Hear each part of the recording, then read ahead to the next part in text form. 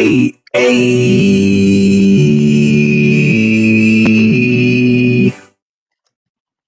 I'm sized. I got my shit back, biatch. And I'm frozen already. Already frozen. God damn. Look, y'all. You motherfucking did it. You did it with that motherfucking voice. You froze that. I froze Flatliner. That's what's happening? Yes. Nah, man. We're not doing that. We're not doing that. Yeah. Shout out for y'all patience, man. We trying to make sure everybody get everything right before we get on, and it's just time was just running, and we had to just say fuck it and start it anyway. Flatliner's frozen. Moose has been in and out, so we gonna figure this shit out, man. We need to give his phones the Snickers. So as they figure this shit out, I'm gonna go ahead and start us off with Hey, LiveVibez Podcast, man. Every Monday and Friday at 9 p.m. Eastern Time, we come live with the vibes. I kind of gave y'all a little small rundown what we're dealing with. So, again, please be patient with our technical difficulties. Moose having some connection issues and shit. We could see him and hear him, but he can only hear us, and we're frozen. Flatliner switching cameras and shit. There he goes right there. So we got y'all. Just let us figure it out. It's Friday, man. It's been a long holiday week. So yeah, we just trying to get it together right now. It says because of that hat he froze. Man. I see it. Yeah. I'm gonna bring it up. He got the jersey too. He head to toe. God damn. I'm dressed for success in this song. Did you hear me? We gonna talk about it, man. As we wait for Moose to get his stuff together, he does have the link, so he'll pop up when he pop up. So no worries about that. But we'll let him introduce himself when he's able to get in. But shit, let us get to the introductions, and then we can get into some shout outs. So Flatliner, bring us in real quick, my G. Man, y'all already know what it is. It's your boy Flatliner, but Mr. Flatliner to you if you ain't part of the crew. What's up with it? Y'all already know who it is. It's your boy Rated, and if it ain't Live Vibes, I can't fade it. We got a guest. It's Moose, so I'm gonna let him do his own thing when he get here. But last but not least, we have the guy over here too. You really wanna know who it is? Oh boy. You know who it is. Y'all motherfucking favorite. And you know what that means. It's the game! Hello. The king is in the building, man. Yep. We are here, man, trying to get a show together. I'm going through mail. I'm just getting in the crib, man. People sending me stuff, all types of stuff going on, man. First things first, let's do a little roll call real quick, man. Let's see who in here. Let's see who was the first thing smoking today? It was the first one smoking today. She got tired of getting beat, man. She got man. She was like, nah, not today, buddy. Shout out to Chris in the building. He came in here second. Karen's in the building. Who else we got in this thing? Who we got? Up TQ. I see TQ in the building. Oh, TQ, yeah. Yeah. Bernice Leak, I see you. Yes, Lord. Oh, look, there's Live Vibez talking about the technical difficulties. You know, we gotta do what we gotta do. Joy B in the building. I see you. Hey, Lady Bon. Last show. Tamika Wise, that's my sister. Hey, Wise. Literally my sister. Let's get this money. We got Mon Dukes in the house. Your brother changed, like, shouldn't let him wear that shit. He gonna freeze like 8 times. She's a Dallas fan too. Oh man. So you really didn't want him to wear it. I see you, Natasha. I see Jasmine Butler. I see y'all. Hey, Karen. Hey. In the building. All right. Diana, did y'all say Diana back in this thing? Yeah, up in this thing, man. Diana, what's going on, honey? Yeah, man. So, for the fact that we know that King don't give a fuck about sports and this is not a sports podcast, we're going to bring that up first and foremost before we get into anything, because we keep talking about Flatliner's hat and his jerseys and all that. Let's just get it out the way now before we I sip on my drink. Beat the brakes off my Dallas Cowboys, man. For the second time. For the second time this season. You know what? Like, since they changed their name, might have been good luck for their ass, yo. I mean, no, we all still trash, but this is the thing. It is written in history. Team. It is written down in history that the Dallas Cowboys has never beaten the Washington football team. Oh my gosh. That's very true. Very true. That's a fact. But yeah, so my take from the game, I watched the first half. I was busy during the second half, and when I went back to the score and saw what it was, god damn it. It was all the way out of hand, man. At least from what I seen, man, our coach just don't know how to coach. He doesn't know how to put our personnel in with the playbook that make right with the situation we're in. There's times we was going for it on fourth down. He would pick the wrong plays. Like, dog, we in our territory. What the fuck you doing? Punt the ball off. Like, it's just, I don't know, man. He's trying to give the team some type of boost to say, yo, I believe in y'all. We can get 2-3 yards for fourth down conversion. And it ain't been working, man. Like, it's not looking good. It's not looking good for my guys. We got smashed. What was it, 41 to like 16? Yeah, 41-16. It was embarrassing, man. At least we let y'all score a touchdown this time. I don't do that. Like, it wasn't like tie ball game close to halftime. Like, it wasn't that bad. Y'all scored one touchdown. I mean, yeah, we scored a touchdown, and it is what it is, man. I think a lot of our mistakes cost us a lot, man. Like I said, bad play calling, penalties on the return to y'all, and they added 15 yards to push off from the 34 to the 19. Instead of going for 3, y'all got 7. It was just dumb shit that was happening. Like, half that game we beat ourselves, man. So overall, happy Thanksgiving, everybody. Yes, Lord. Shout out to the Washington football team, man. They deserved it. They beat our ass, man. That's just what it is, man. What else? Speaking of Thanksgiving, man, how was y'all Thanksgiving? Let's check these vibes and go straight into that. Mine was, I guess, okay. This year it was my mom's birthday, fell on Thanksgiving this year. Jade in the building. But I did wake up today. I jumped up out of my sleep and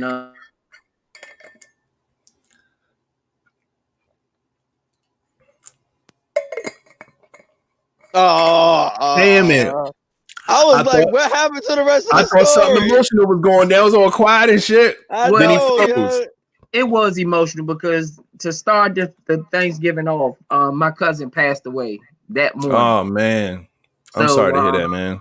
I was just with him not even 24 hours before then. I went to go help slide him up in the bed and help him up because he said his back was hurting in the bed, and then go to sleep and get up to go to work, and to hear that he passed away, that sucked. And then on top of that, having to be at work all day. Yeah, while you trying to grieve and deal with that, man, that's crazy. Yeah, it was just a whole lot going on. Go over the table. Fuck this shit, I'm gone.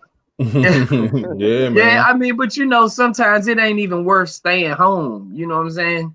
You stay home, you don't do nothing but sit there and think about that shit the whole time. So, other than that, man, again, the Washington football team made that a whole lot better.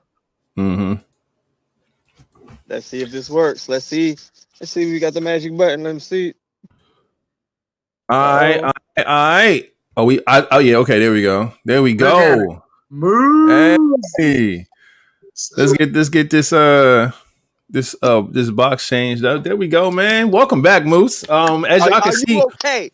Are you good, my dude? I'm good. He good. He worked it out, man. Moose is in the building, everybody. Mr. Snickers himself. We'll go ahead and let you introduce yourself. We went past that part. Go ahead and tell the people who you are if they don't know, man. What's going on, everybody? It's your boy Boots. I am a singer, bodyguard, entertainer, everything. Snicker guy, silent guy. Does he have a sound box? Nah, That's what I figure out. He got. He said he is singing. He got his auto-tune going. Yeah, you sound like a robot a little bit, but we can still make out what you're saying. So it's all good. It's all good. I sound like a robot. Little bit, just a little bit. I'm gonna serenade first. Look, he got the auto too. Yeah, you got a little T-Pain going on here. I'm sprung. No bull. Snickers to get me. Yeah. But man, good. I'm glad you're here, man. We gonna push through these difficulties and whatnot, man, and try to have a really, really good show. We already talked about the Washington football team kicking my team's ass. I'm a Cowboys fan. So man, me too. Yeah. Oh, word. So yeah, man, we feel the same on this, man. So but yeah, now right now we just talking about Thanksgiving, man. Just seeing what's going on. Flatliner had the floor. I didn't mean to cut you off. We was introducing Moose and whatnot. Oh no, I was done. Okay. He looked like he loves Snickers. Hey, Moose, nice to finally put a face to the name. Yeah, they got to see it, man. They got to see it. They've been watching, man. They know what's going on. You know what? I'm gonna let you go ahead and do your thing before I turn this thing up. All right. Now, Thanksgiving for me was it was wild, man. It was good energy, man. Really, really, really good food. Did a lot of cooking and stuff, man. Y'all want to hear some goofy shit? How the fuck do you burn your foot cooking cabbage? Make that make sense. Somebody make it make sense. Cause my stupid ass did that shit. Let me explain though.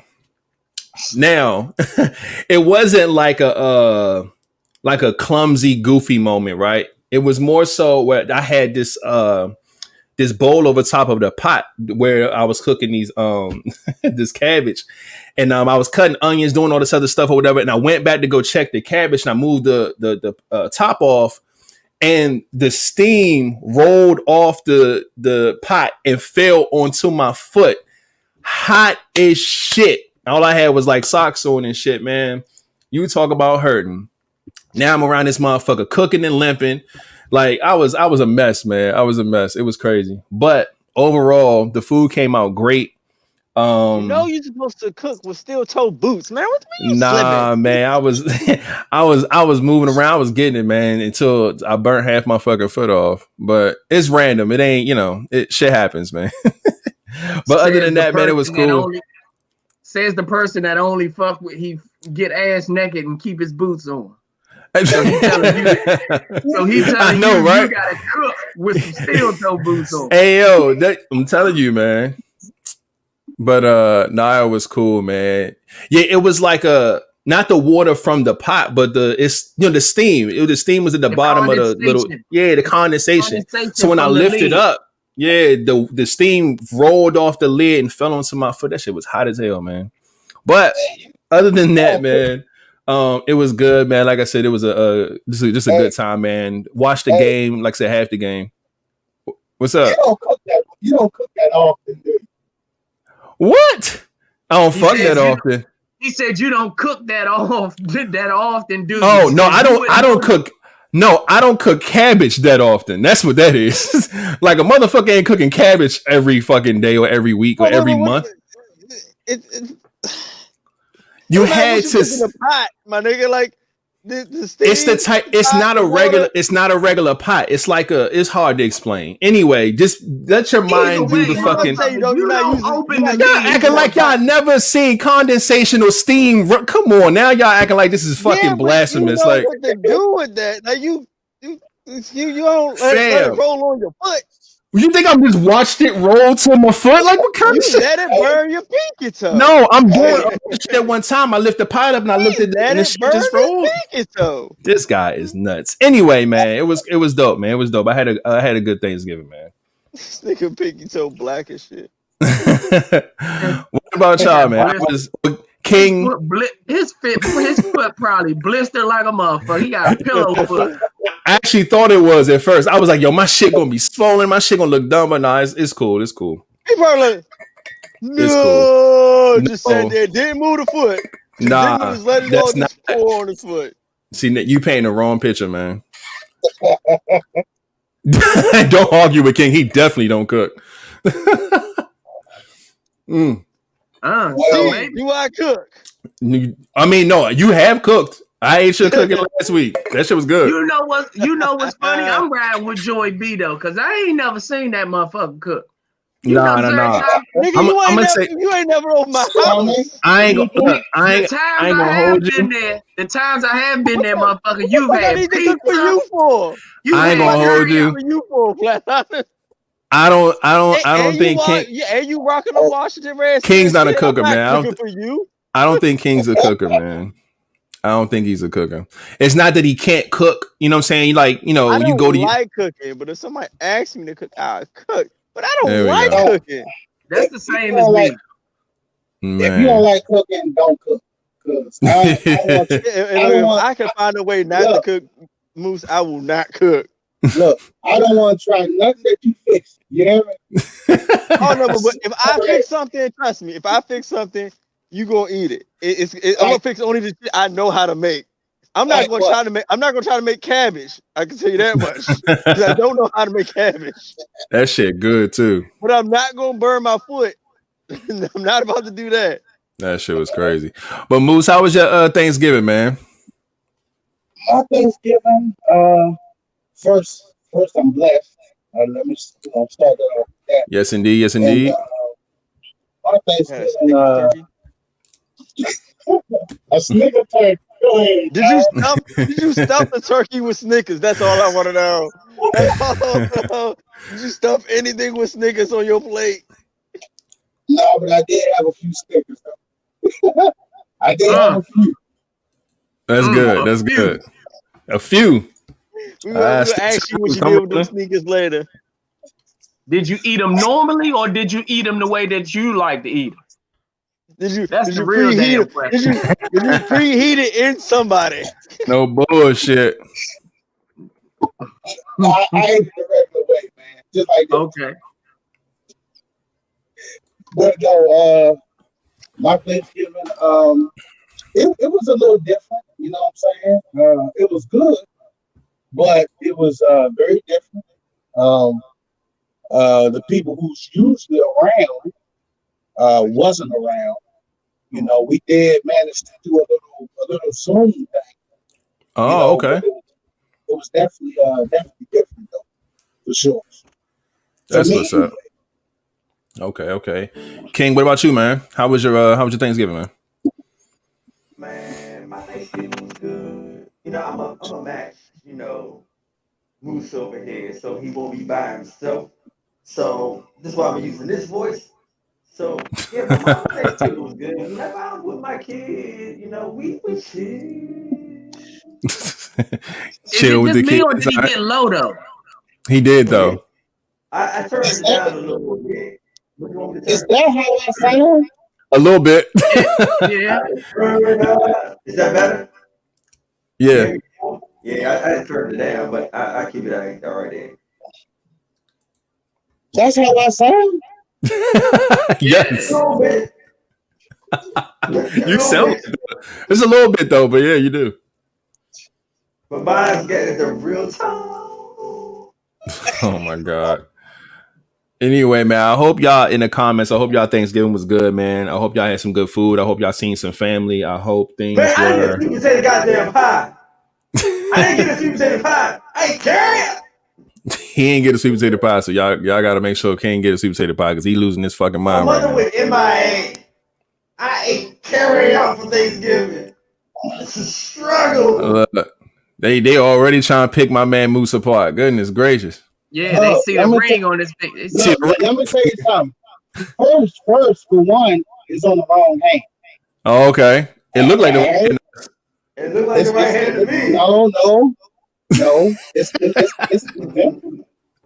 the wrong hand. And second, it goes good with the chain. You feel me?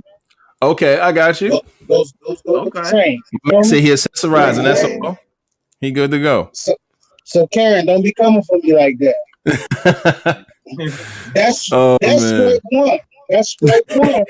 He keeping tabs now. Oh shit, man.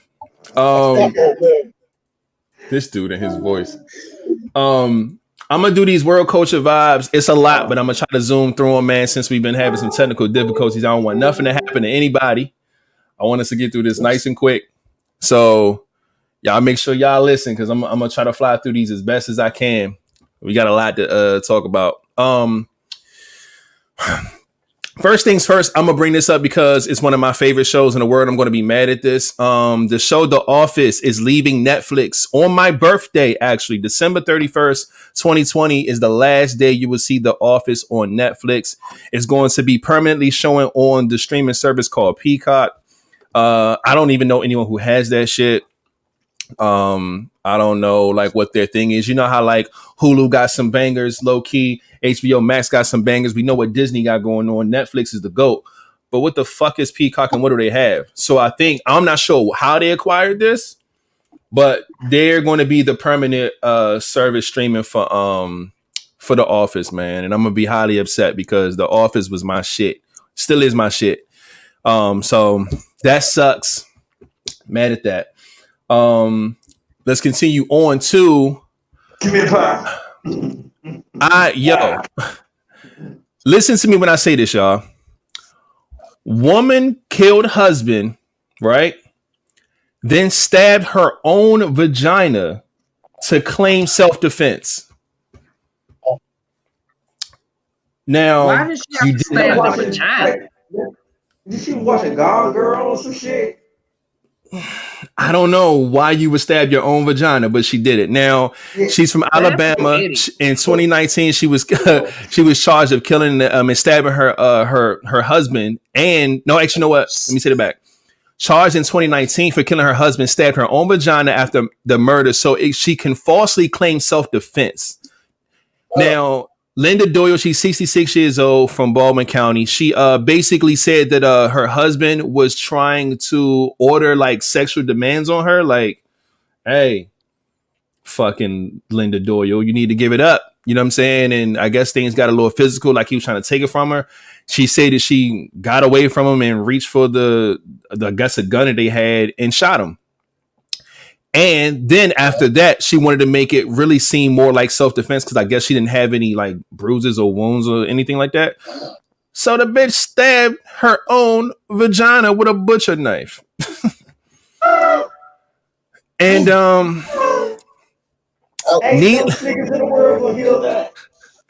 needless to say, no one believes her. So yeah, that will unfold how it unfold. I just thought that'd be.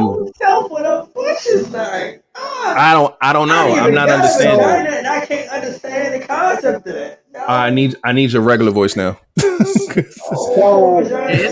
It's definitely hard to understand him. Yeah. Because I want to laugh at your jokes, but I can barely hear you and shit. Yeah, I can't understand me. I said I don't understand how you stab yourself in the vagina with a butcher knife. Like, how do you? I ain't even got a vagina, and I can't understand that shit. Yeah. You said she's how old again?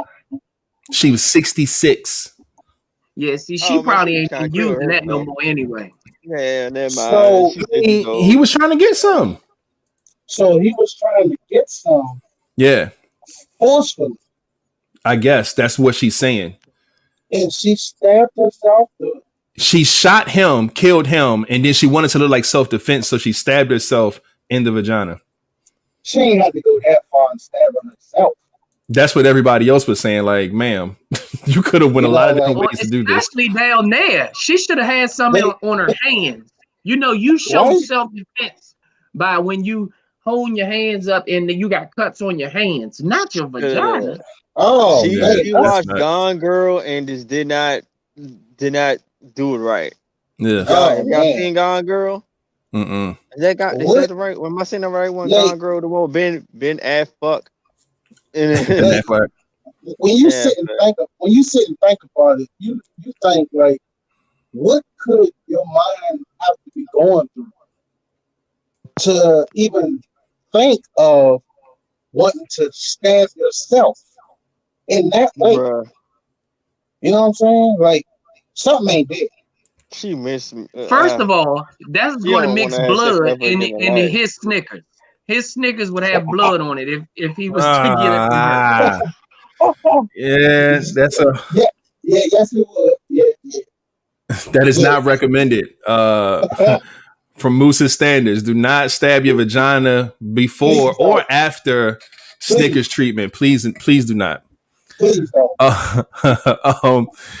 All right, so look, let me get into this next one, man. Since we was talking about rings on my man Moose's finger and whatnot, recent study shows in the U.S. that divorce rates are falling and marriages are actually lasting longer.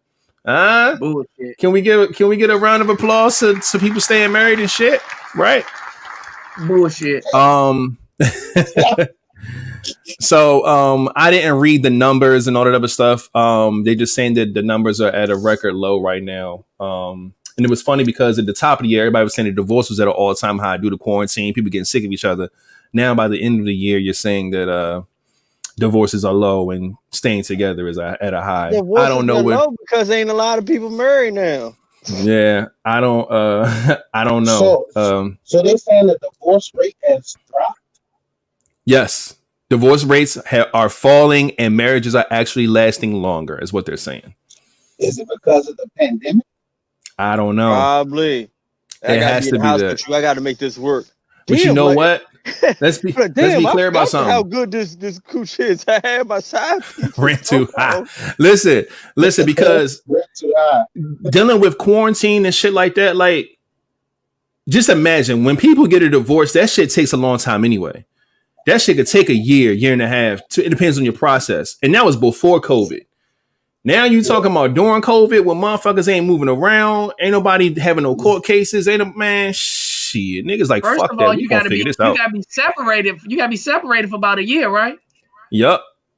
And what you can't be separated during the COVID. You can't put them out. You sure can't. Exactly. So that's wild. I can go in my room and you stay in yours.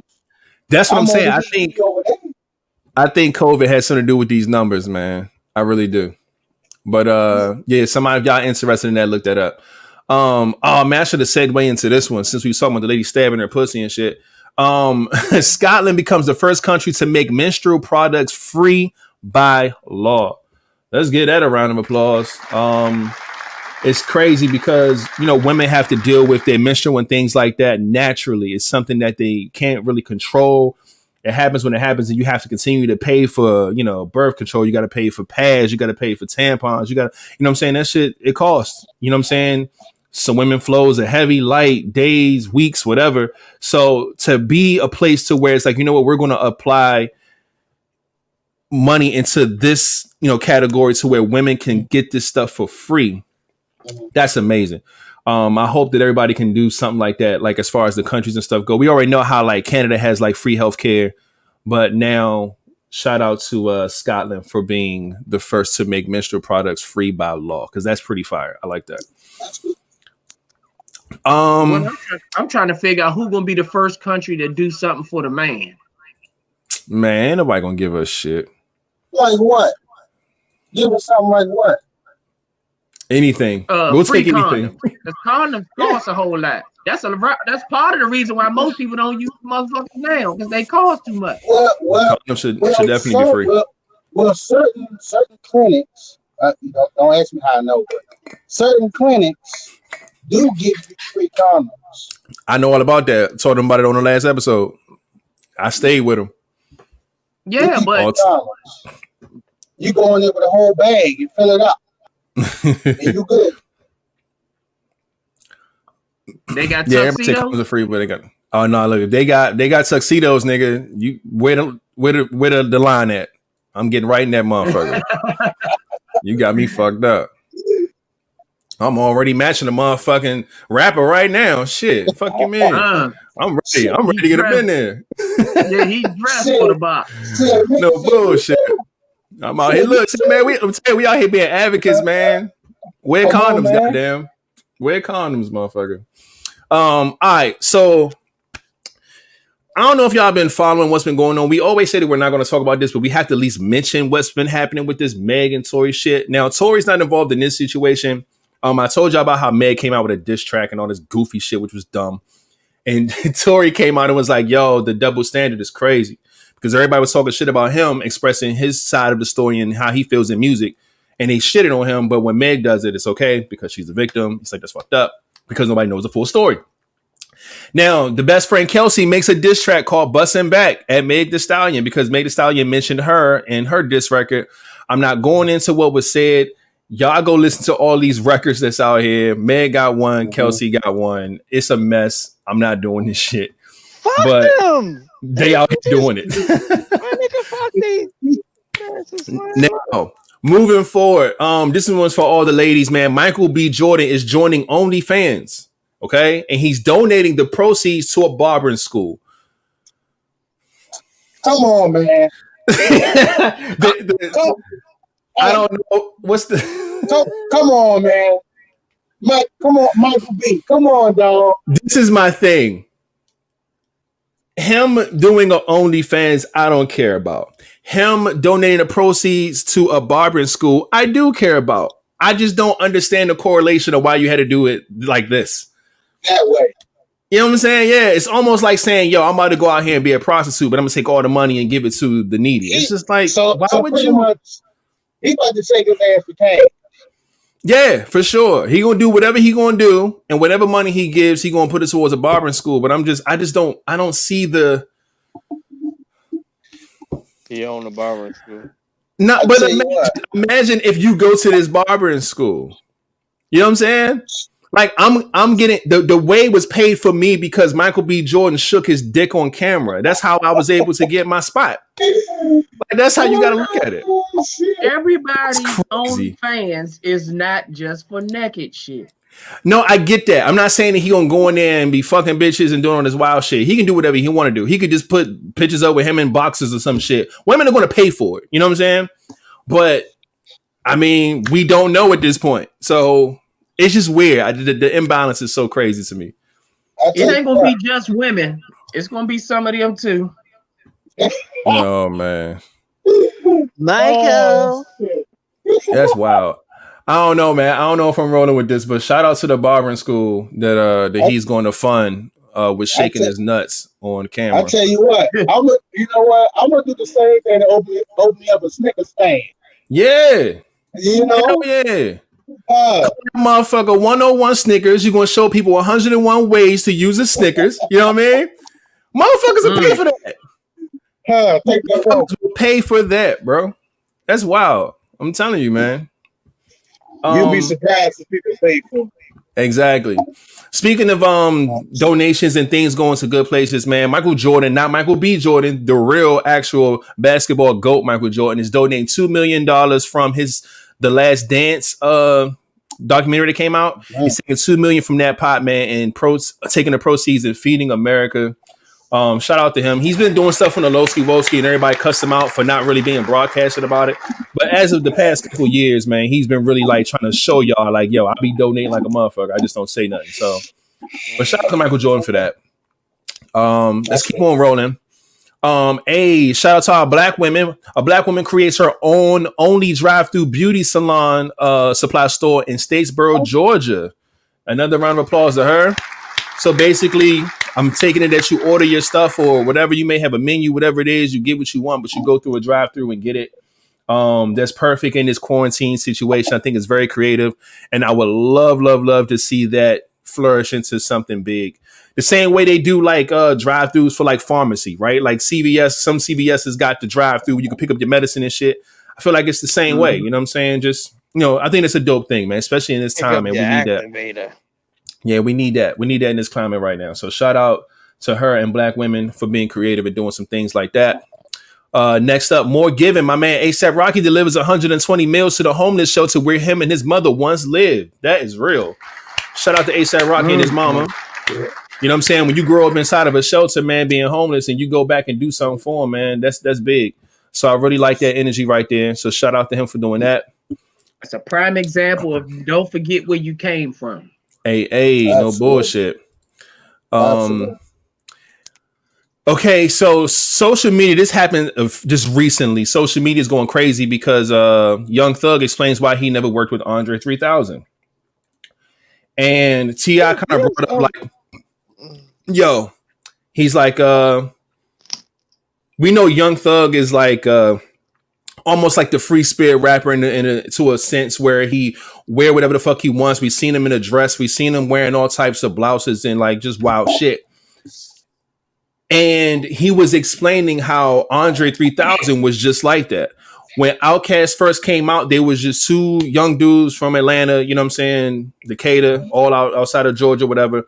And they were regular. But then once they reached a level of fame, they took, at least I know Andre 3000 did, he took the term Outkast and applied it to his outfits, his wardrobes. He wore different things. Now, Big Boy stayed in line, but he's like, yo, he is definitely one of those people that, you know, from back then that was able to step outside of being one way and got into another. You know what I'm saying?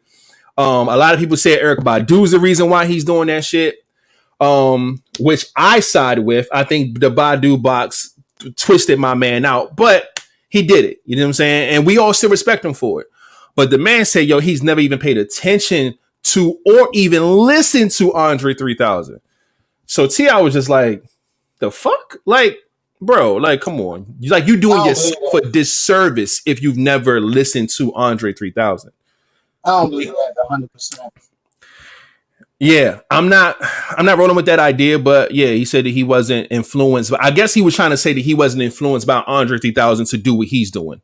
Like, I'm not doing this because Andre did it. I'm doing it because this is just who I am type of thing. But to say you've never listened to this, man, is almost blasphemous to hip hop, man. You can't do no shit like that. I see some shit. So he's saying he never listened to Outkast. That's what I'm saying. You Young Thug, he's some Young shit. Thug, man. I mean, ain't Young Thug from Atlanta? Mm-hmm.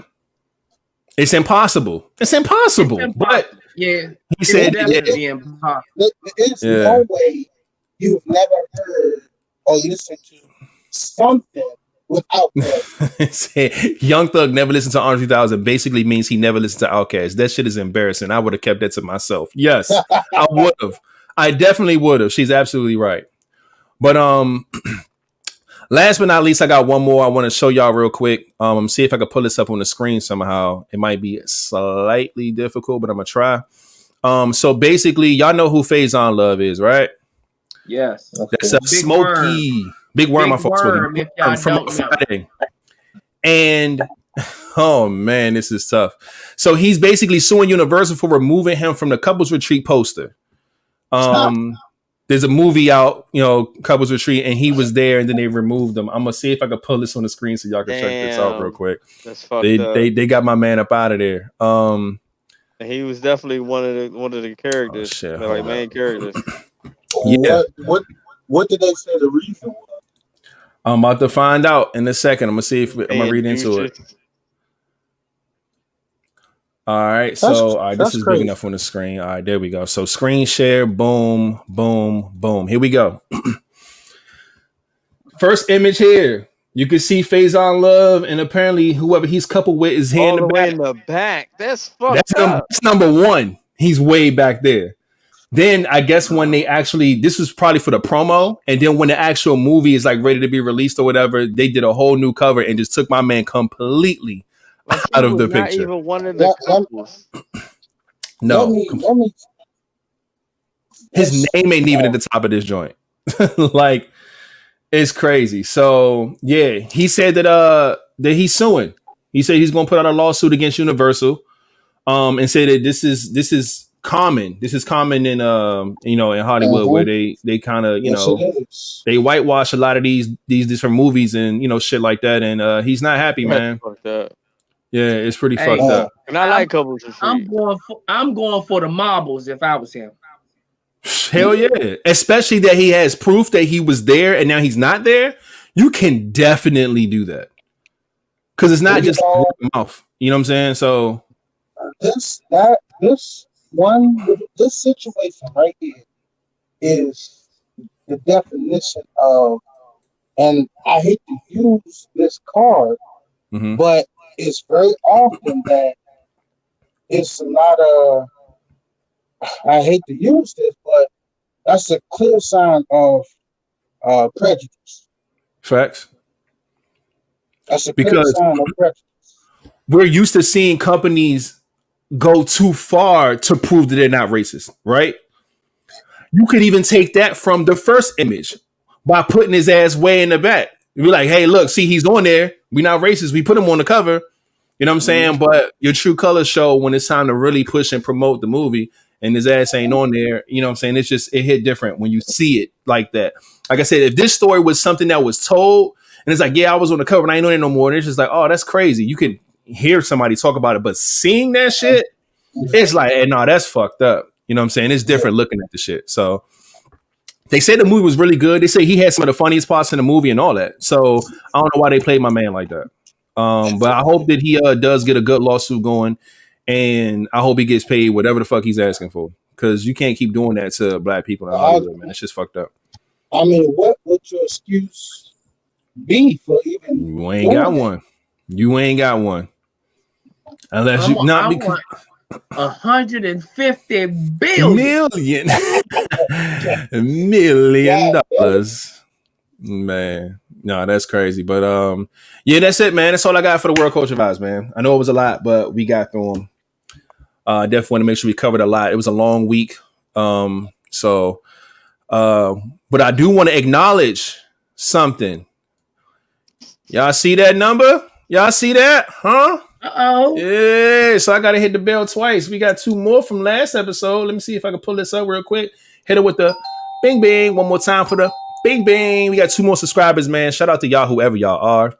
Hope y'all watching the show right now. That is dope, man. We at 273. Y'all know we pushing our way up to 300. Once we get 300, we giving y'all a giveaway. Gonna put some really dope shit in a box and put a stamp on that motherfucker. Y'all saw how the last one went, and it was really dope. And everybody kept hitting us up and wanting mugs and wanting cups and wanting pins and all that shit. So make sure y'all tell people to subscribe and make sure y'all get ready for once we get these rules together. We gonna hook y'all up, man. I'm excited about it, and I can't wait. So other than that, we can move straight on to the ending question. Is that where we at with this? Yeah. I think we're gonna go straight to the ending question, man. Let's do that.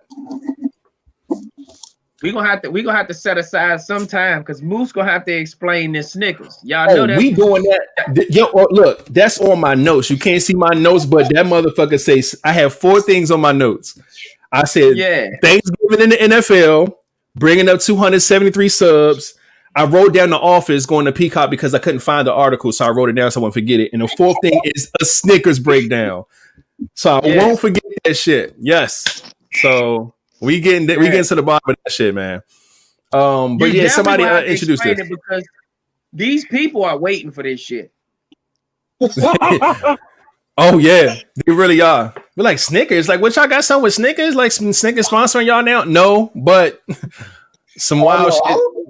I'm gonna break it down for you. So this is what we're gonna do. We're gonna go over two topics, and then midway we gonna go into the breakdown. And we'll do the last 2 after that. But the ending question, the ending question from the last episode was: if you had a superpower, what would it be? If I had a superpower, what would it be? I already know. I would want to read minds. I was gonna say that. God damn it. I was sitting here. I knew that was my answer, but I was trying to think if there's something else that's more important to me than that. Well, since he already took my answer, second I would have to say a teleporter. I like that, being able to teleport. What? Yeah, that's nice.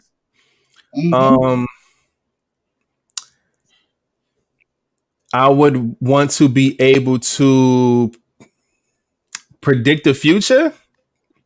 I wouldn't want to be like Jean Grey from X-Men and shit, because I thought that bitch was mad pointless. I mean, Miss Cleo. Yeah, cause that's what she do. Like she would tell the X-Men shit. She'd be like, X-Men, they're going into the then the bitch just dropped. And it's like, God damn, what good are you? You can see the shit, but you can't tell us because you lose your fucking energy and pass out.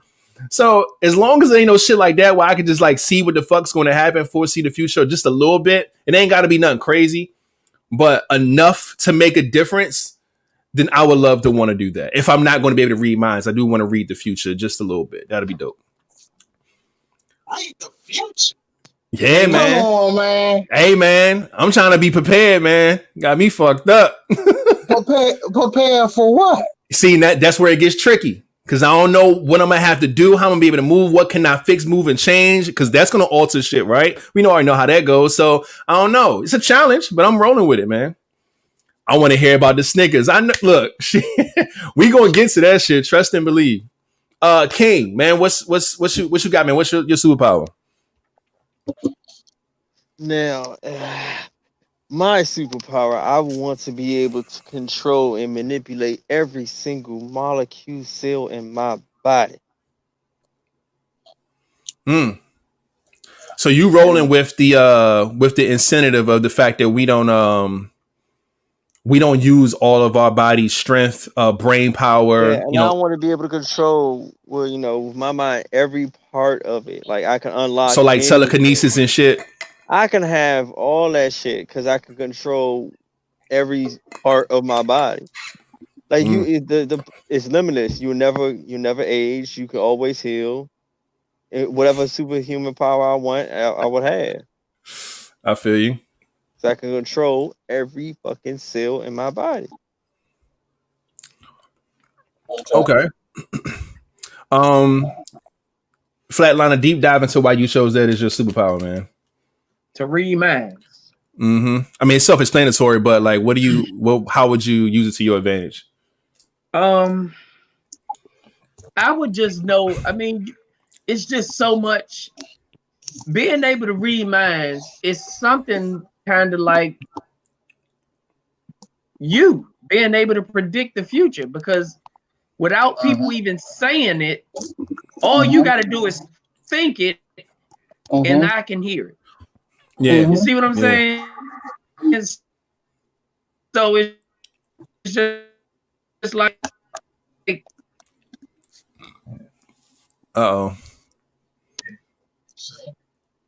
Somebody reading Flatliner mind right now. He fucked up. The future anyway. I can turn it. What? And I think he's frozen. Oh no, he back. There we go. Oh, I got you. That was a mind control. See? Yeah. Belinda, you control a Flatliner? No bullshit. I like to control others. She fucked my man whole stream up. She's like, shut the I was fuck saying, up. I could pretty much predict the future and know how to move about, because you thinking it and I can hear it, so I don't know what to do to prevent it. So basically, like you being in a crib chilling with a chick, and you was like, man, I'm about to get the fuck up out of here. Then she also think like, I'm gonna go ahead and give him something tonight. Then you like, fuck, I ain't going nowhere, nigga. I'm staying right the fuck here. All right. That's a good power to have, man. Yeah, I'm staying too. Yeah. Where'd you come from? No bullshit. What I like about what Flat I was saying too is like I'm thinking about scenarios to where like when you be out and about, look, and Moose be in a lot of these situations because he's security. You know what I'm saying? When we see shit happens, motherfuckers fighting, all that other shit, we could kind of get a sense of the energy being off. We know some shit about to happen. And that's just us being regular fucking humans. So if Flatliner could just read a mind of a motherfucker, say, yo, I'm about to knock this nigga the fuck out. He know I gotta get the fuck up out of here. You know what I'm saying? For me, turn the future, like, yo, in fucking 15 minutes, this shit about to get turned upside down. We need to get the fuck out of here. You got to, man. You being able to predict the future, you know way ahead of the time that it's gonna happen. Me, I gotta wait for a motherfucker to think it though. But I still get the fuck out of here. Just like a motherfucker. Oh shit. Yeah, I'm rolling with all that, man. But yeah, Moose, man, deep dive into why you said to being able to transport from here to there and just, like what's your take with that, man? When the shit kick off, he just say fuck it, clown, and I'm gone. Oh, he's frozen. Look, he ain't even here. He done teleported somewhere else, nigga. Oh shit. He back. Man. Moose. I think Moose Ashton teleported to the old fucking episode. He got the creep look on him too. Hey, yo, somebody clip that. Tell me he don't look like he just said, "Hey, girl, what you doing?" King size of fun. Oh man, come on. Man. All right, go ahead, Moose.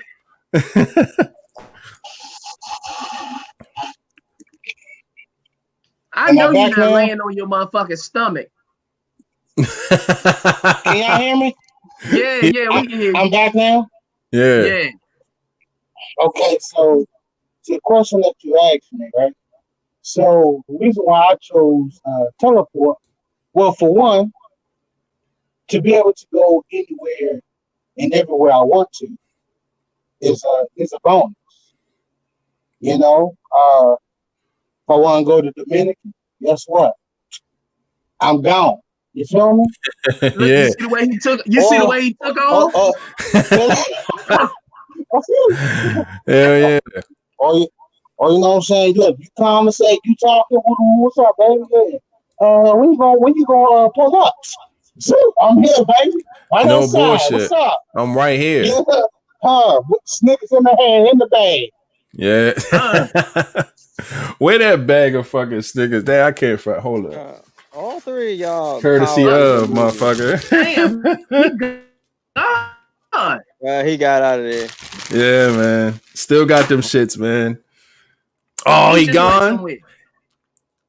He coming for my Snickers. That's what he doing.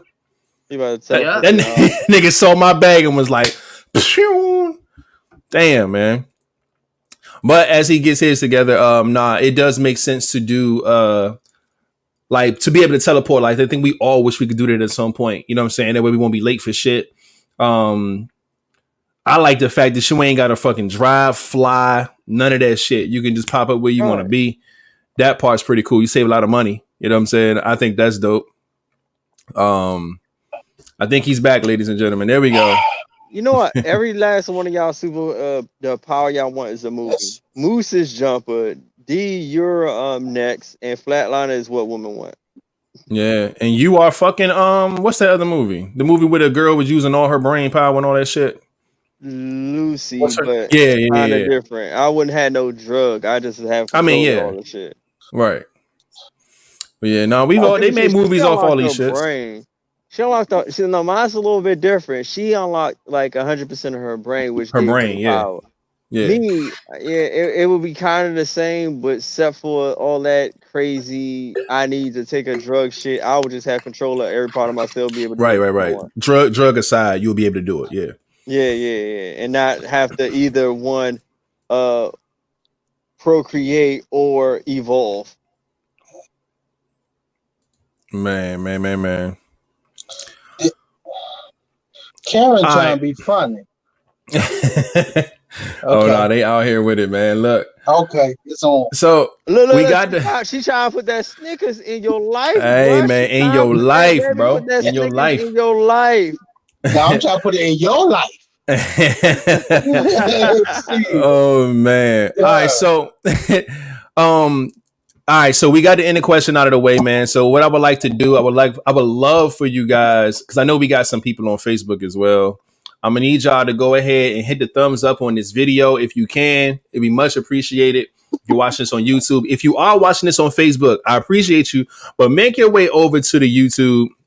That way you can hit the button, subscribe, hit the bell, all that good stuff. We'd appreciate you to come over, man, be a part of the Vibez, man, because we turn up and act crazy over here. So yeah, make sure y'all do that. If you haven't done it already. now we can get into these regular topics, man, and see what we got going on. What's the first one? Somebody pulled that up. Oh shit! Yeah. Type that motherfucker wrong.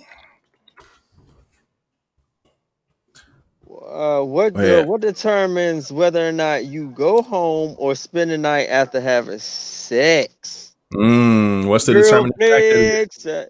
Time to have sex. All right, hold on. I'm gonna fix that real quick. So I don't like how that little piece look. I see what happened there. I got it. That see, back on the screen. There it is. Yeah, that little fun size. I had to fix that shit real quick. You know what I mean? All right, so yeah, what determines whether or not you go home or spend the night after having sex? That really depends on how good it is. Yeah. Very true. I like that. I'm also going to go with timing, depending on what time you pulling up.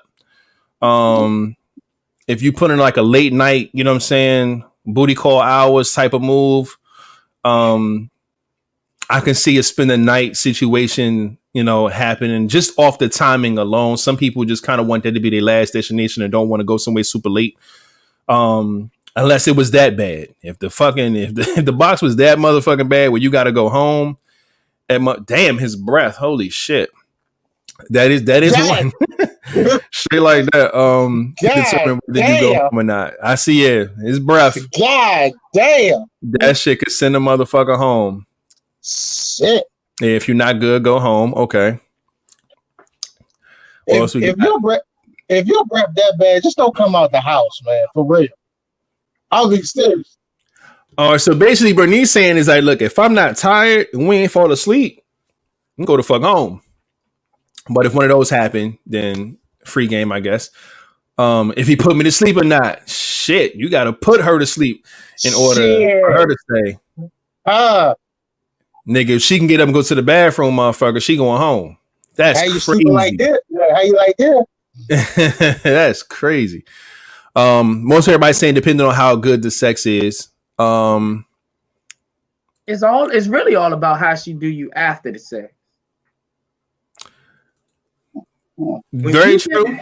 When you only give somebody 70, she should be able to get up and get a hot rag and clean you up. And if you give me the hospitality, you come get that warm rag and you clean me up something nice, you know what I'm saying? Like, hey man, I ain't going no fucking where. I'm staying right here. Yeah, you know what I'm saying? How many rounds are you giving? You giving a 1 round, 2, 3? So now we have to look at this from both perspectives. If she's at your house or you're at her house, now let's do it that way. Now, if I'm at her house and she pull out the warm rag, nigga, I'm not leaving. But so now I have to determine what can she do for me to want her to stay? It'll be sex based pretty much. If she's at my house, if the sex good, she ain't going nowhere. I'll get her the motherfucking warm rag, goddamn. Shit. Oh. King, what determines whether you stay or go after sex? Look, man, unless I have to go, like, I'm staying. I'm going to fucking sleep. That nigga said like, that sex good or bad, motherfucker. I ain't going nowhere. Scoot the fuck over. Sleep, yo. Like, only way I'll leave if it's like if it was like explained like after like before I even got the cheeks. Like, look, you can't stay. You gotta roll, even if it's good or bad. Look, because this gotta happen. Maybe the kids there, you know. Because I've dealt with somebody, you know, we chilled up all night, had sex, chilled up all night, but you know, I couldn't really stay because you know she had a thing about. She had a house full of kids, so I had to fucking sneak the fuck out that bitch. I had to sneak in there, sneak out until, you know, everything was all, we were like more established or around each other. So if it's not explained like that, no, I'm fucking staying. Especially if I drove there and it's at nighttime, I'm not going nowhere. What the fuck? He's not going nowhere, ladies and gentlemen. So she said it depends on the company. If he has a I'ma tell toddler you. penis, ain't no fucking go home. God damn. A toddler penis. Well, I mean, Where yeah, did toddler Damn. penis come from? you ain't letting the toddler spend the Damn. night. So I get it. I get where she going with that. You know what? I like to say, first of all, if you ever had a toddler penis, first of all, my condolences. You feel me? No bullshit. Because that's insane right there, man. That's just sad for real. Yeah. Oh, y'all Seriously. not gonna just sit here and talk about me like I'm not on this motherfucking podcast. That's the same Nigga, thing. we all know your ass. Come ain't got on, no toddler man. penis. It's my shrimp. Man, No, Y'all come don't on, stop man. that shit. Don't do You my man can't- shrimp boil like that. This You nigga ain't can't- got no toddler Seafood penis. boil. you can't have a little dick and not be able to eat no pussy, man. For real. Hey, listen. I mean, You straight eat up. the box right. I bet your ass ain't going home. I bet she'll let you stay. Hey, Lord Dick and all, she Shane. gonna let you stay. Hey, she not going nowhere. You hear me? And if you at her house and she just like, oh, this nigga dick little. If you eat that box correctly, nigga, tell her ass scoot over. You ain't going nowhere. If Watch. your dick Now, is she gonna be like, I small, wonder you if he gonna have me for breakfast. you definitely gonna have to eat. You gonna have to lick her ass too.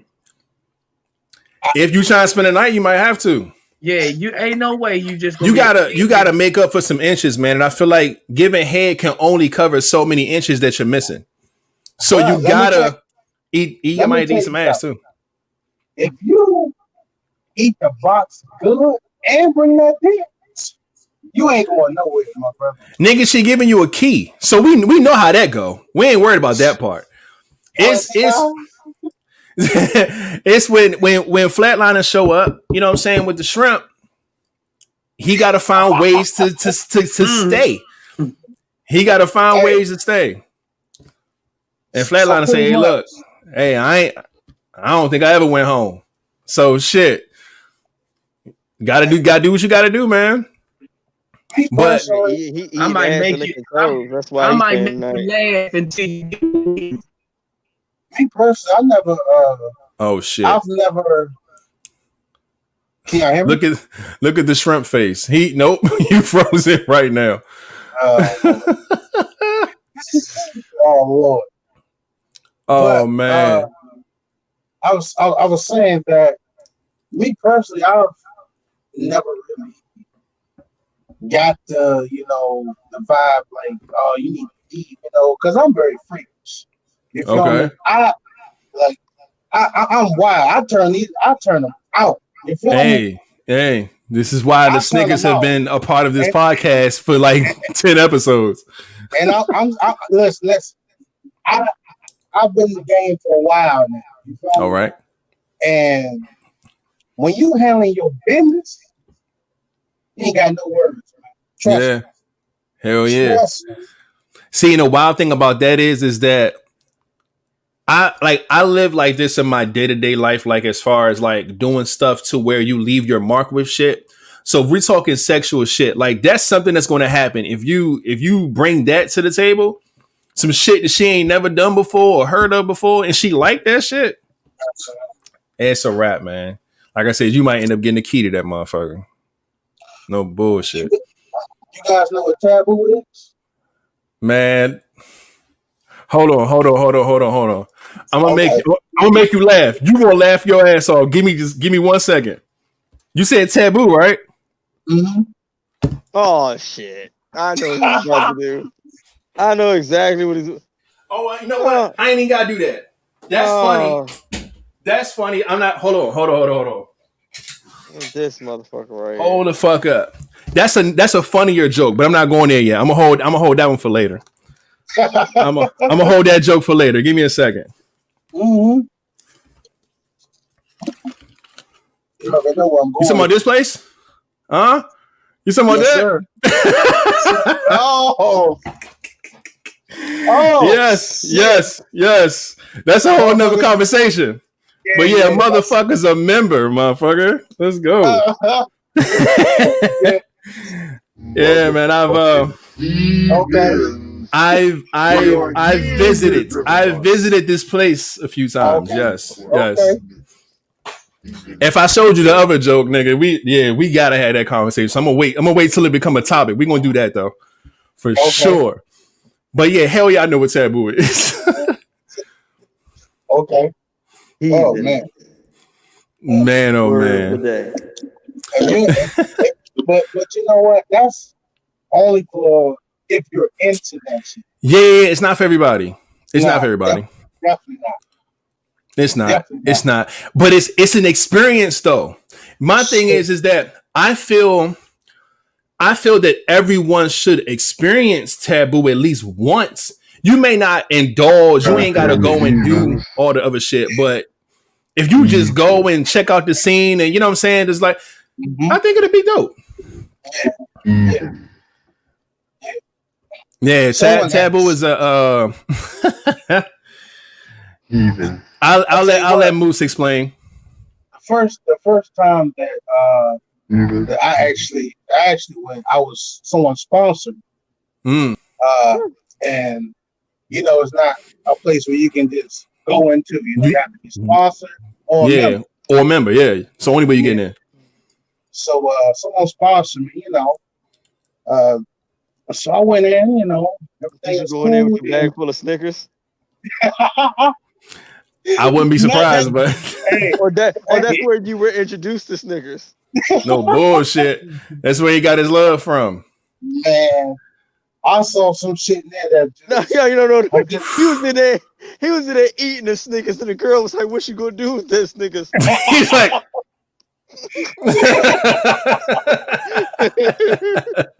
hell yeah, shit be happening, man. Hey, and this shit's like, boy, if you don't get this out of me.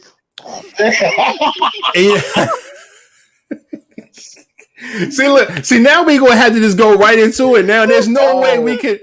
Yo, nah. Where's Shorty at? She want to hit a store. We gotta break it down now. Oh man. But he was basically talking about taboo, and taboo is basically, like he said, you can only get into this place if you are sponsored by someone or if you are a member of this place. He said he was sponsored. I laughed because I was a member at one point. The card is still in my wallet. So, yeah. And he said that was a time where, like you said, he's seen some shit in there. Life changing. Yeah. Definitely is. And I actually engaged in a little, you know. Okay. You know what I'm saying? I was involved in a little, you know, Yeah. But it's definitely you know, when you think you've done a lot, when you get into that atmosphere, you know what I'm saying? I was actually learning some shit. It shows you that you just barely scratched the surface. There's a whole nother world that you ain't know shit about.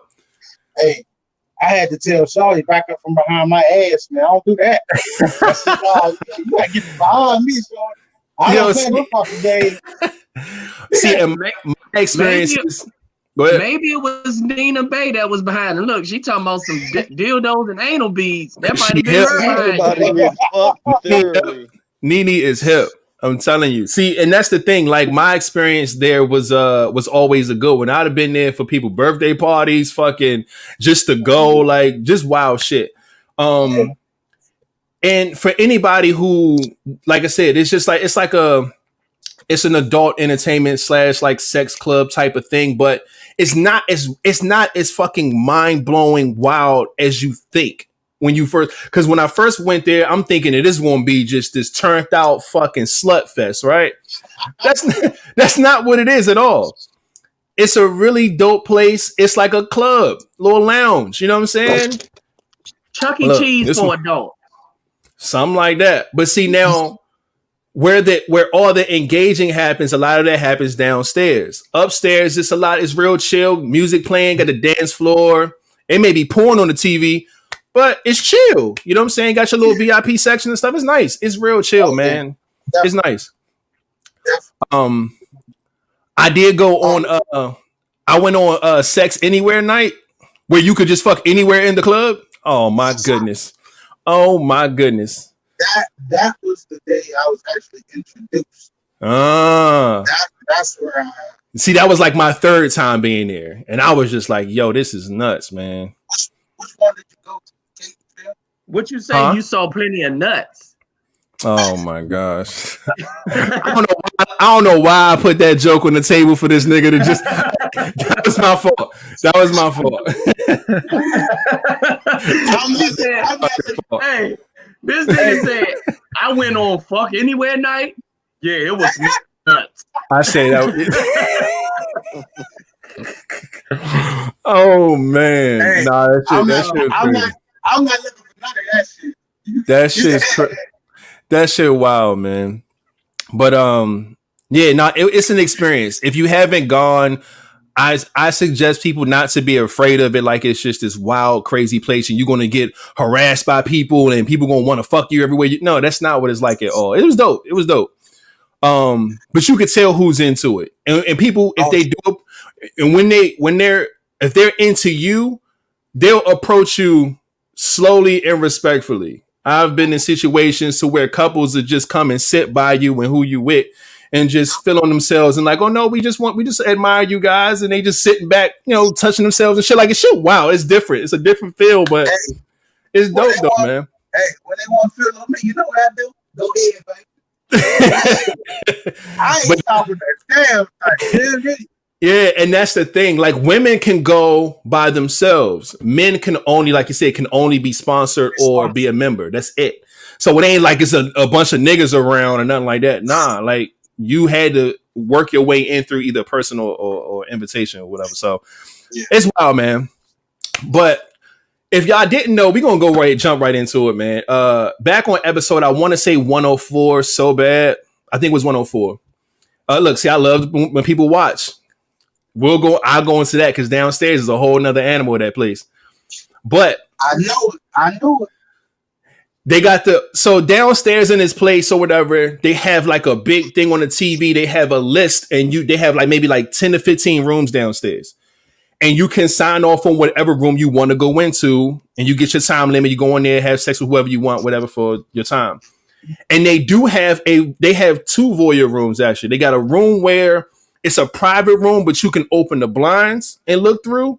Or they have just the open room where it's no door, but it's just like 6 to 8 beds in that motherfucker. And there's people just fucking on the beds. So if you want to just do that, you can do that. So yeah, no, it's dope. It's a dope experience, man. So if y'all haven't been, I say y'all find one of y'all city and go. Cause that shit wild. But so now the Snickers thing came about, I think it's episode 104. I'm a double check so I'm not super wrong here. And Moose was watching the show. Yeah, it is 104. And was in the comments. I forgot what we were talking about, but somehow putting the Snickers in a woman's box became a thing. So Moose, please explain to us how the fuck this even came about, man. How this became a thing. Oh boy. All right, so now first I'll remind you that I've done it more than one time. All right, so there are women out there who don't mind. You know what I mean? Mm-hmm.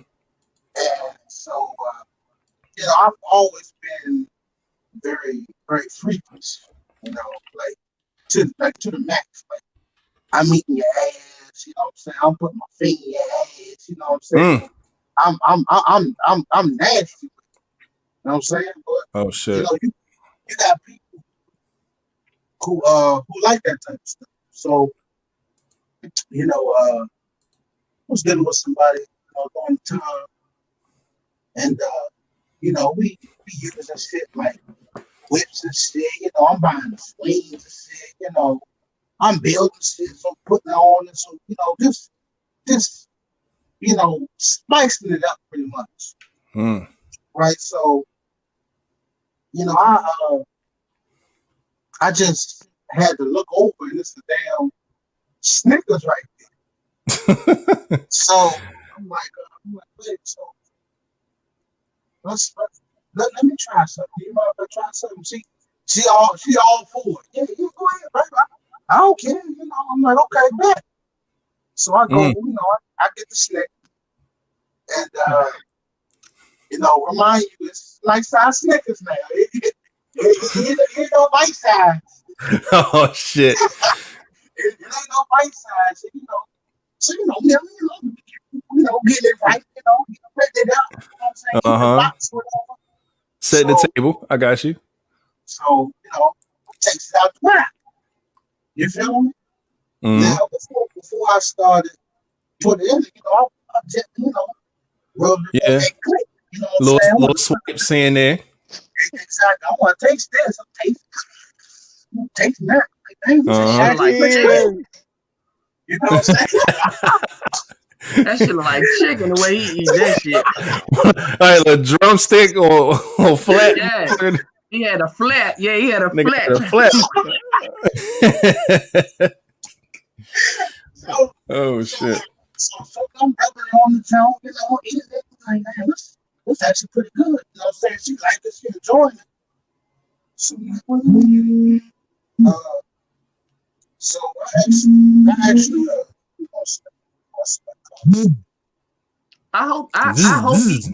I hope you checked and made sure she ain't had no peanut allergy. Fam, first and foremost, you gonna be going to Slim's funeral. You put a damn Snickers in the bitch pussy and she got a peanut allergy. She clearly ain't had no peanut allergy. She gonna be seeing my man in jail.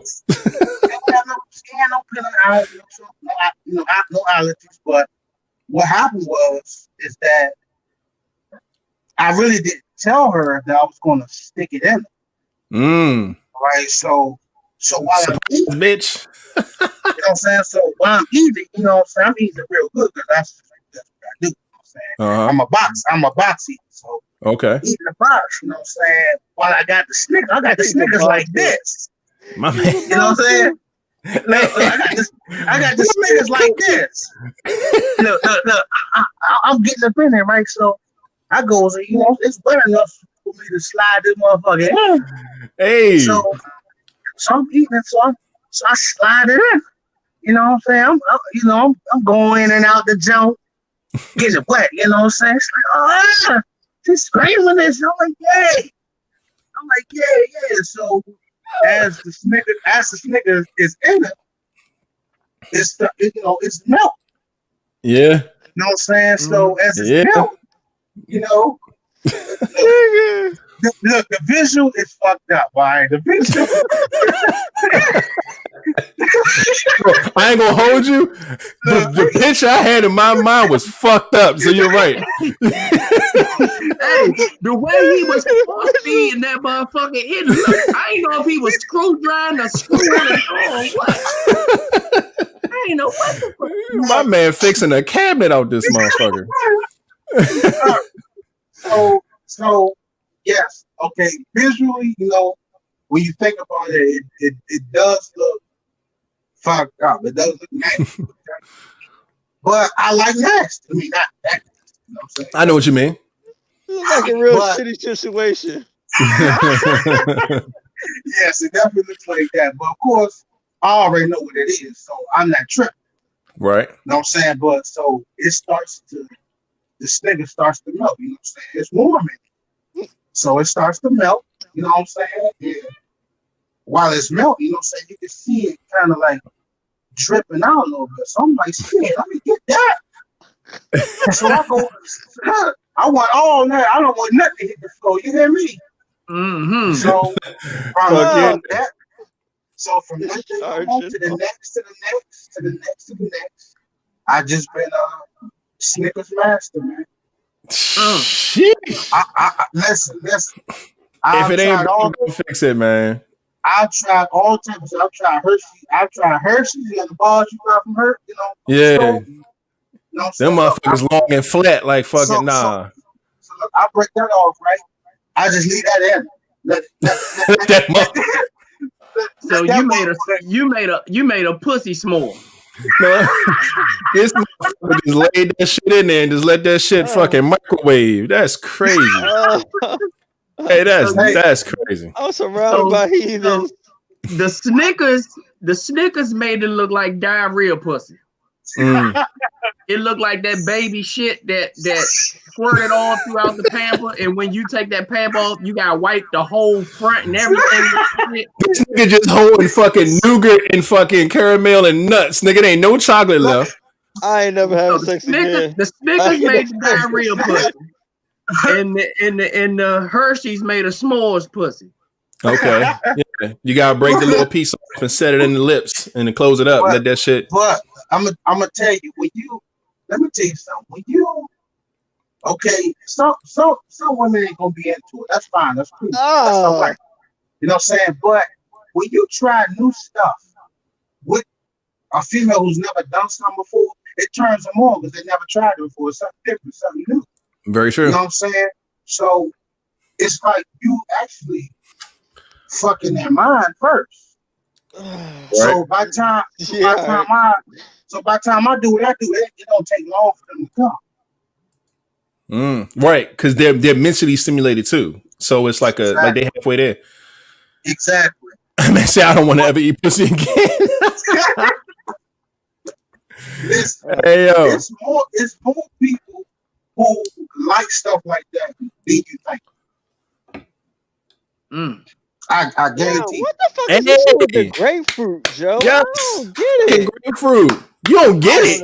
I don't know. I ain't never the infamous video, my guy. Man, I actually tried the fruit. I mean, whoa. Wait a second. Wait. Are you grapefruit? Wait.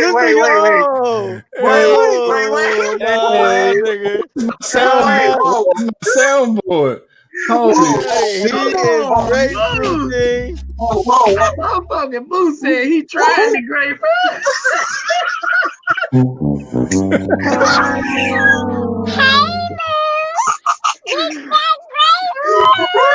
Oh nah, man. We giving you all leads. Everything is fine.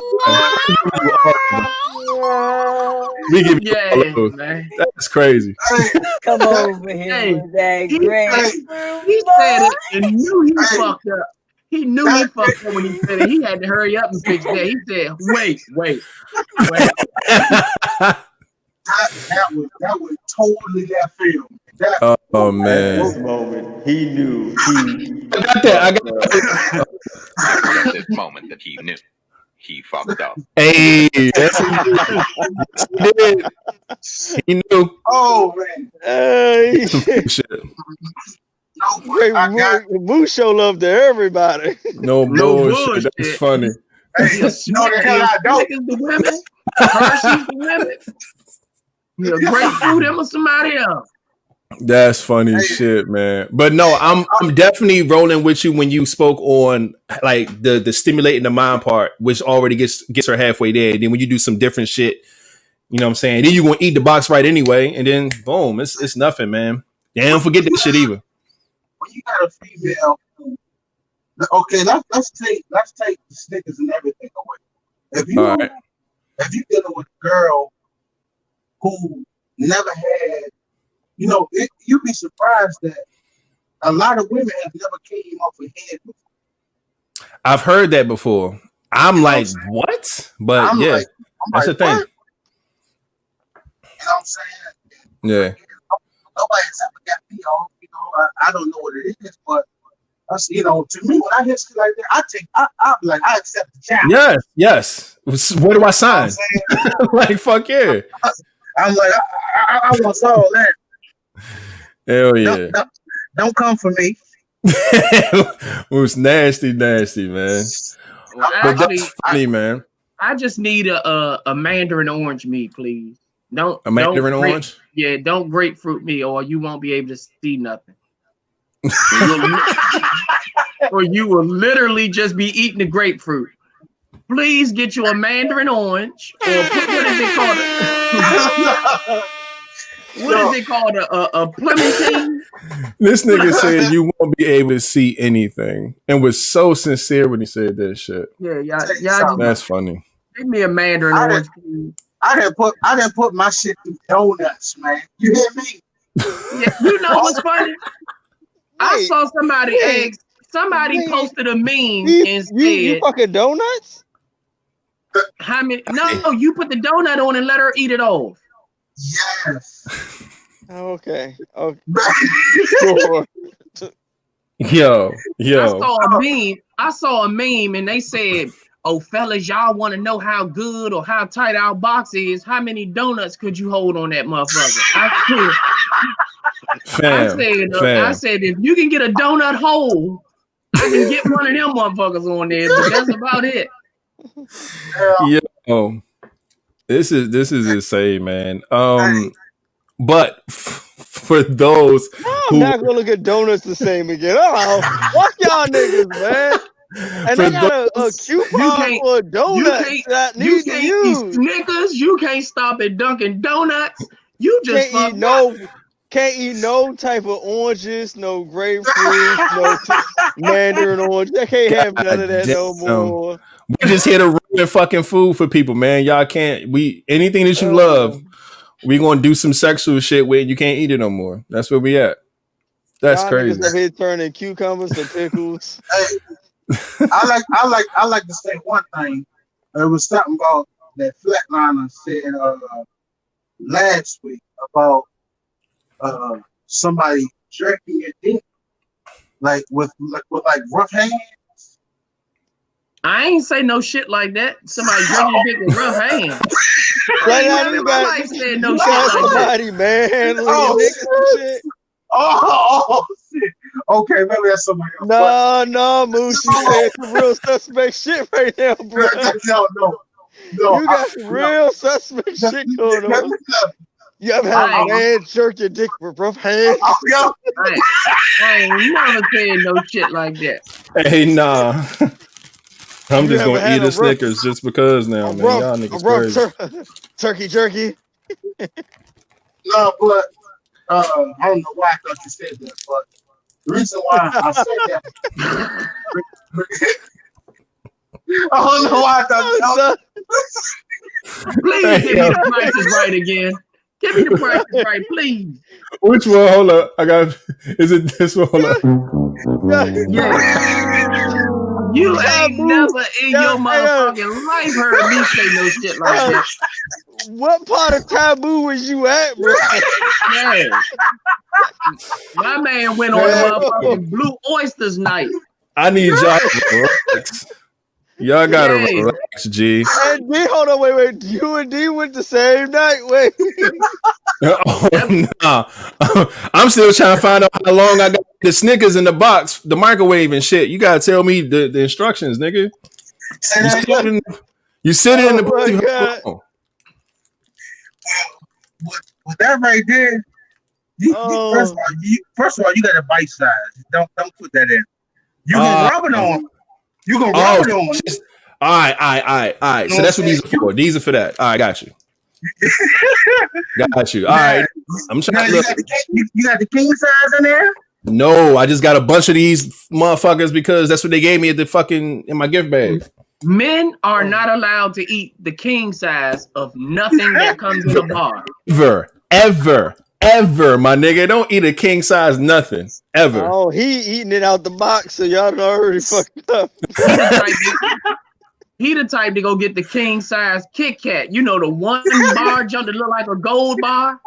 Yeah, that's it. Men not allowed to eat that. Yeah. God damn it. Y'all wrong, man. We barely able to eat a regular Snickers. You gotta break that joint like. Yeah, we gotta break it. We gotta break a regular Snickers. As a man, you have to break that to eat it. Now, we didn't went in places we shouldn't have been with this food stuff. If that's the story, you guys. He mentioned that inside of the comments on the episode 104. Go back and watch it if you haven't seen it. That's how the Snickers thing became a thing. And it led all the way to him being on the show to tell us all about it. So there it is. You ever use an Almond Joy? Yo, I'm done. No, go to the next topic, please, because god damn it. I don't even know what topic we on. The second one, man. I'm looking at it right here, man. What was the first one? The first one was determining what we would do to either go home or stay the night after having sex. Why do men let women pressure them into commitment? Because they used the Snickers. Shut the fuck up, man. Shut the fuck up. You're not gonna Snickers me and not be with me. You're not. No bullshit. This box is yours. I got Snickers discharged for a week, nigga. Man, me personally, I think I would have to say that my answer for this would be that men try to keep women happy, and I'm a victim of that. I'll agree to some shit that I don't want to do or that I'm not really feeling, just to make sure that she's happy about, you know, something that she may want to do or whatever the case may be. So I think that's one of the main things too. And when I think of commitment, of course you think of relationships, but you could be committed to a lot of different things in a relationship. You could commit to watching a motherfucking TV show that you can't stand, but guess what? Her motherfucking ass like it. So you know what I'm saying? So there's different ways you can commit when it comes to dealing with women. But I think it's just mostly that men try to keep women happy, man. Yeah. That's definitely what it is. I can piggyback off of that. And I think it was Chris that said it. It's like we really don't want to lose that woman. It's like compromising, but not like life or death, but it's just like compromising. It's like shit, man. All right. Like that's just the way you go about doing it, because it's just like, let me just do this so that I don't have to hear this dumb shit in the long run, or let me do this so that when it's time to do some shit that I want to do, I ain't got to get no feedback because I gave her time and what she wanted to do. Mm-hmm. Well, I agree with that too. You gotta first, first of all, when you talk about commitment, right? First, you gotta make sure that, first of all, this is the one that you want to be committed to. You know what I'm saying? Because us men and women, you know, we sometimes we can get committed to, I hate to say it, but the wrong person. You know, and we try, you know, and then when you see the signs and you see what's going on, you still try to work through it, work it out. When you see it's not really going anywhere, you know, it's like, what are you really fighting for? You get what I'm saying? Yeah. Like, so for me personally, I don't really have an issue or problem with commitment, you know, but it's cool. I mean, like, what are you showing me? You know, it's like with me, if I'm in a committed relationship, you know, we've taught to, you know, give 50-50. Me, I don't go by this thing. I'd rather give you 100% of me, and I want you to give me 100% of you. You know, so that 50-50 thing, I get it. I know what they mean when they say it, but it's not really accurate. You know what I'm saying? Because why would I want 50% of you when I can have all of it? You know? Oh, he in his love bag, goddamn. That motherfucker, go ahead. Hit the harps, goddamn. This motherfucker. Hey, I'm giving you 100% of me, motherfucker. Fuck this 50-50. I'm rolling. But nah, I agree with that though. But what was it? What we think of commitment long term? If a man's pressure into all right, think about it. Nothing to say. I get that. And that's what I wanted to you know, kind of give different ways of commitment. But yeah, King, what you got, man? Why do you think men let women pressure them into commitment? Oh shit! They're not gonna like my ass. What? Tell them to come lick your ass. Yeah, I told him it's hard to understand him with them voices on. He don't understand that. I don't want you to understand me. They straight up. It sounds like he did say he wants something on his ass. You want to lick your ass? No. That's what I said. They some straight up bitches. So the men that pressure them into commitment are bitches, you say? Continue. No, but I mean, I don't understand. Like, well, how can you be? I mean, I mean, how can you get pressure into being? No, if you don't want to be there, then don't be there. Like you just wasting each other's time. I don't understand that. That's like almost like a bitch move. Like you let somebody bitch you into doing something. That's just how I look at it. I mean, like, if you want to be with the person, you be with the person. If you don't, you don't. No, if you're not really feeling the shorty, then why you get pressure into being with them? That don't even make sense to me. Yeah. It don't make sense to me at all. That's like that means you're a follower. I mean, I don't really know too many of them motherfuckers. I don't hang out with them niggas. Like, she pressured me into being with her. Nigga, what? You don't want to be leave her? What the fuck? I don't understand that concept. I mean, how do you get pressure? I mean, it's something I'm not getting. No, how do you get pressure? See, I don't get it. No, I want you to be with me. Well, I don't want to be with you. No. No, but what if you do want to be with her? But she's just applying that. She's adding that pressure to make you make the decision faster than you probably wanted to. Maybe you think getting with her right now will be moving too fast. You know what I'm saying? No, I mean, I already know. If she wants to me, if that's the case, she'd be like, well, Marcus, I think it's time and I want to be with you. I'm like, okay. I mean, but I already know I wanted to. I'm just not trying to rush you. But you ain't gonna say like if I feel like she pressured you. She did. She brought it to the table earlier. I already fucking knew. She didn't pressure shit. Yeah, but if you already knew, you should have brought it to the table. Hey, look, I don't be trying to rush shit. So if she brought it to the table earlier, look, that's what it is. But pressuring is like almost giving an ultimatum. No, but that's the thing. All pressure isn't based off of ultimatums, like either be with me or I'm gone type of thing, or marry me or I'm leaving. Like those are ultimatums, but you can get pressure applied to you without it being an ultimatum. You know what I'm saying? Like women are very creative with that too. They can just bring up shit about what's happening with their friend's relationship and pressure you into doing some shit in your relationship. You know what I'm saying?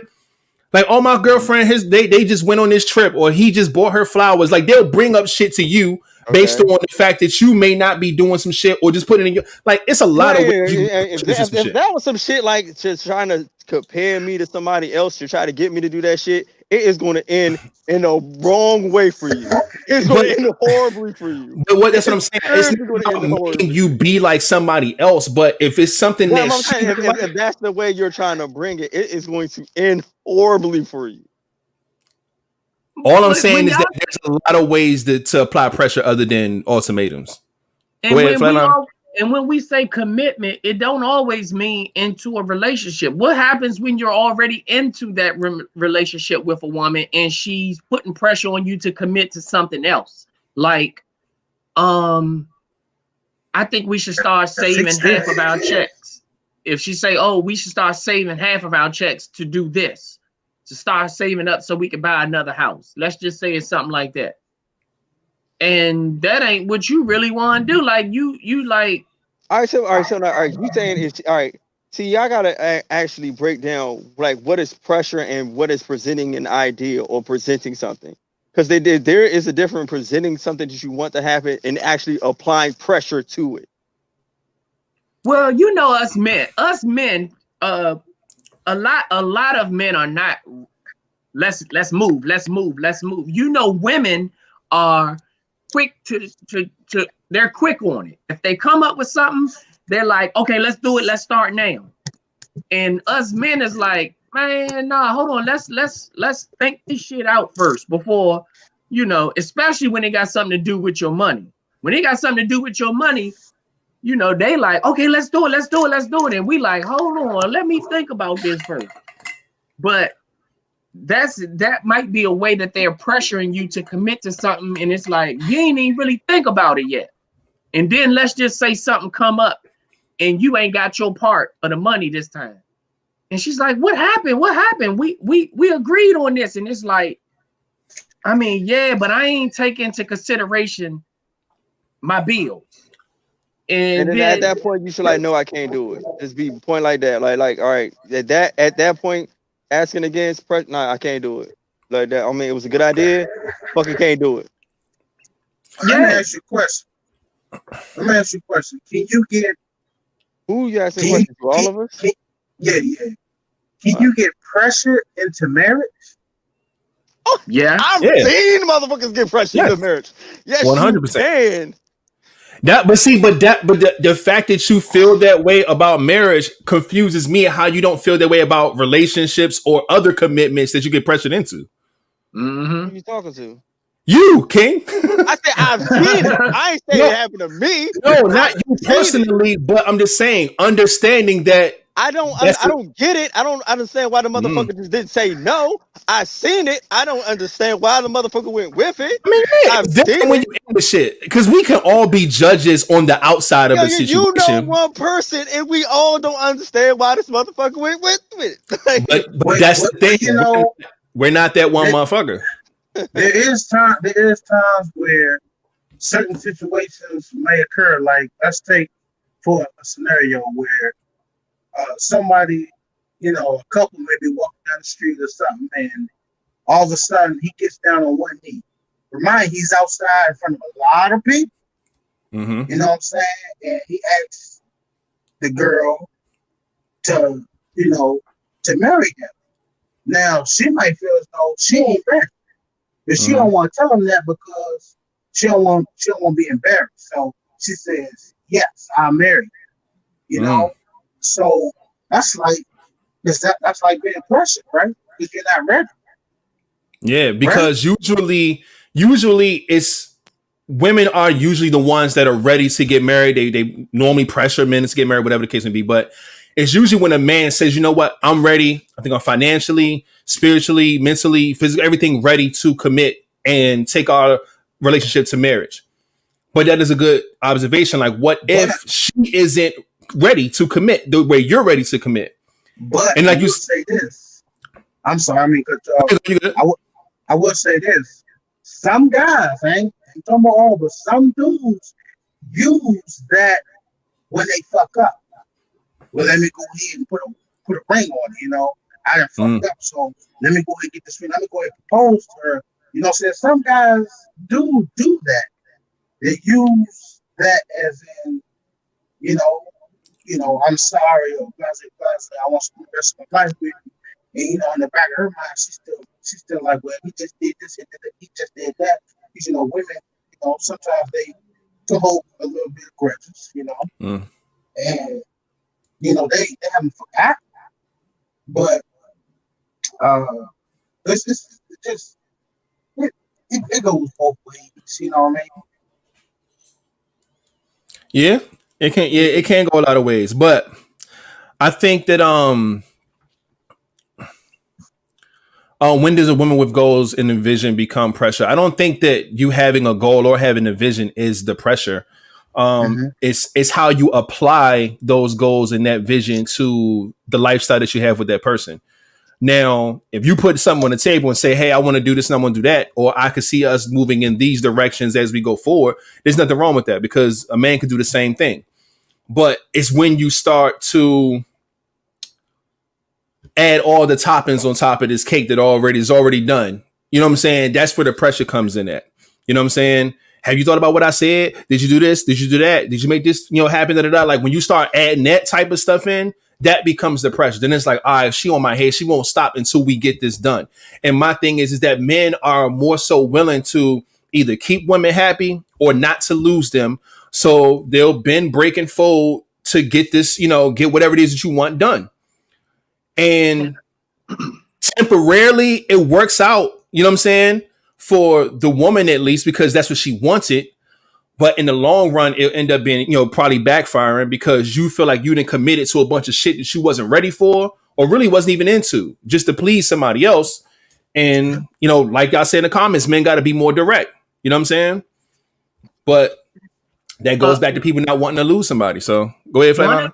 One of the ways that women pressure dudes into marriage is once they're engaged, they say, "Okay, well, I don't want to be engaged over 3 months."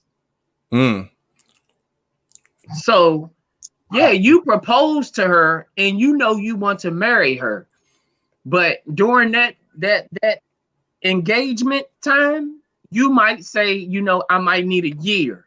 I still need a year to fully realize if I want to really settle and do this. But her timeline is, I'm only gonna be engaged for 3 months. When that by the time that 4th month kick in, we need to be married. Now, in your mind, again, this is a woman that you already had in your mind that you want to marry. But your time frame and the things that you had lined up in your mind takes up to 9 months to a year to clear. But she wants it done in 3 months. That is pressure. That's pressure being applied. And yeah, it might force some dudes to say, okay, because in your mind, you already got it set up that you want to marry her anyway. With that scenario, what would each and every one of y'all do? You say you need a year. She says she need 3 months. What would you do? Well, I would take my motherfucking ring back. Damn, I was gonna say meet halfway, like 3 and 9. You meet that half, that's 6. You know what I'm saying? No. It's more than what you wanted, but it's less than what I wanted. So we both got to compromise, do the 6 months, and then we'll do it like that. That's easy math to me. I might view this a little bit different. You know, when you say SNICKERS that, to fix this. when you say that, it's like, well, first of all, to even get that far, first of all, see, I heard something different. See, that's the issue right now. Because what I see there is, first of all, it ain't no communication. You know what I'm saying? There's no way that I'm gonna marry somebody, and I don't know that in her mind, when I proposed to her, in 3 months she wanna get married. I should already know that already before I even propose. So somebody not communicating. You know what I'm saying? Because if I get down on my knee, I know everything I need to know about you. I don't need to question. I don't need to think. I don't need to assume. Like, this is what I want. You know what I mean? And yeah. But there are times where, okay, that's like giving me an ultimatum, first of all. Saying I gotta marry you within 3 months. Ultimatums are the worst, man. That's the ultimatum. So if I don't marry you in 3 months, what does that mean? That you're just gonna go? With all due respect, go. Yeah, but why? But see, then you caught into that meme that says, okay, you engaged her and then it don't work out. Do she get a ring back? I ain't going through that. Give me my shit back now. Give me my shit back now, and then we'll determine on what we gonna do. But until then, give me my shit back. Because you're not going to, because you know it's a lot of women out here that feel like once you engage or ask them to marry you and you're engaged, that's their ring. See, that's a whole nother topic. I don't want to say that. We can save that for another time. I'm gonna write that down actually. Yeah, because I'm writing that shit down because that's a serious topic right there. Because I'm gonna come back for that. I got something for that. Oh my goodness gracious! Right there, get my shit. She said, yeah, you gonna take the ring back? Yeah, hell yeah. that don't matter. We can stay engaged if you want, but get my shit because you're not about to play games with me. You're not about to play games because I'm 9 times out of 10. I don't even know. I ain't never looked into no engagement rings, but I'm gonna say a couple hundred, maybe 1,000 or something. I don't know how much an engagement ring is, but either way. You ain't burning my shit. What happens if she loses the ring? She lost our relationship. She better go buy another one. She better go buy another one. No, we gonna talk about that. We're gonna have that as another topic, man, about the ring thing. I'm gonna wait till we got a female on here though, man, so we can get a little more of a balance. That's gonna be funny shit. But let's keep it moving, man, because we pushing through this time. We already at 1 hour and 50. We still got 2 goddamn topics left. This one should be a quick breeze through, but we'll see how it goes because the deep dive on this one might be a little crazy. So let's put this up. I'll actually read it off real quick. It says, you can look at this in a relationship sense or whatever, like people that you're into. It says one person has your heart, but the other person has your back. Who do you choose? Now really think about your answers, man. One has your heart. The one that got my back. The one that got my back. Okay. I think I'm gonna go with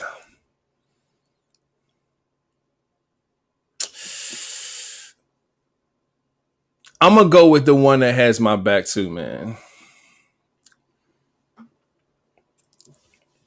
Moose, what you got, man? Who you going with? You going with the girl that got your heart or the girl that got your back? Well, man, that's a tough one, man. We'll get back to you. King, what you think? Back. Okay. All right. So we got 3 backs. We're waiting on Moose, man. Well, so if the girl got your heart, doesn't she have your back? No, not necessarily. She has no. We just read the question. One person has your heart, the other has your back. Let him make up his goddamn decision. Everybody do dive later. I want the heart. She had my heart. All right, so since you're the oddball, you got to go first. So why would you choose heart? She got his hearts, the Snickers, the Hershey's, everything. I mean, the Tabu membership. She's definitely got exposed to all that, but if she, someone who has my heart, that's, I mean,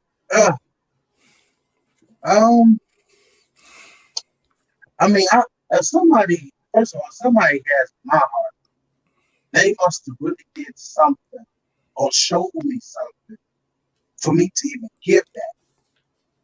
You know what I'm saying? And she's shown that she has my back. She's shown that she's there for me. You know what I'm saying? She's shown that that she don't mind going above and beyond for me. Now, doesn't mean that everything is peaches and cream, but she has my heart. So if somebody got my heart, that's what I'm going with. Okay. All right. Do any of y'all want to take this one? Who wanna? Because we all picked the same one. I chose the woman that has my back because sometimes your heart can be weak for a certain person. A motherfucker that got your heart, and especially sometimes you know that a heart is like your mind. Your heart can play tricks on you because hearts get broken all the time. Facts. And you know some people that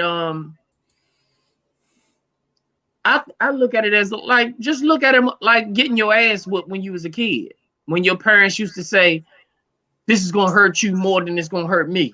And in reality, in your mind, hell no the fuck it don't.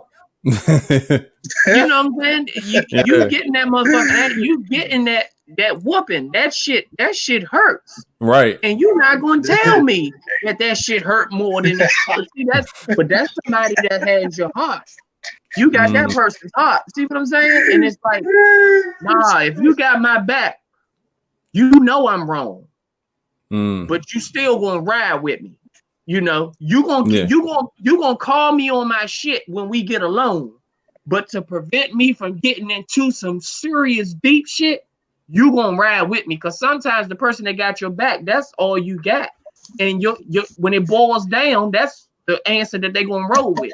When they say, James, there was a murder, or when they come, when they say Flatline, there was a murder, and it happened at 6 o'clock. Where were you? I was in the house. Now, you was in the house. Your woman says Your woman that got your heart says, you know, as much as I want to say, but no, he wasn't at home. But another chick or whoever, not your girl, but another chick say, yeah, we was at home. That's the motherfucker that got your back. She's keeping you out of jail from doing this hard time. Mm-hmm. But then when y'all get home, she gonna be like, well, god damn, boy, what the fuck?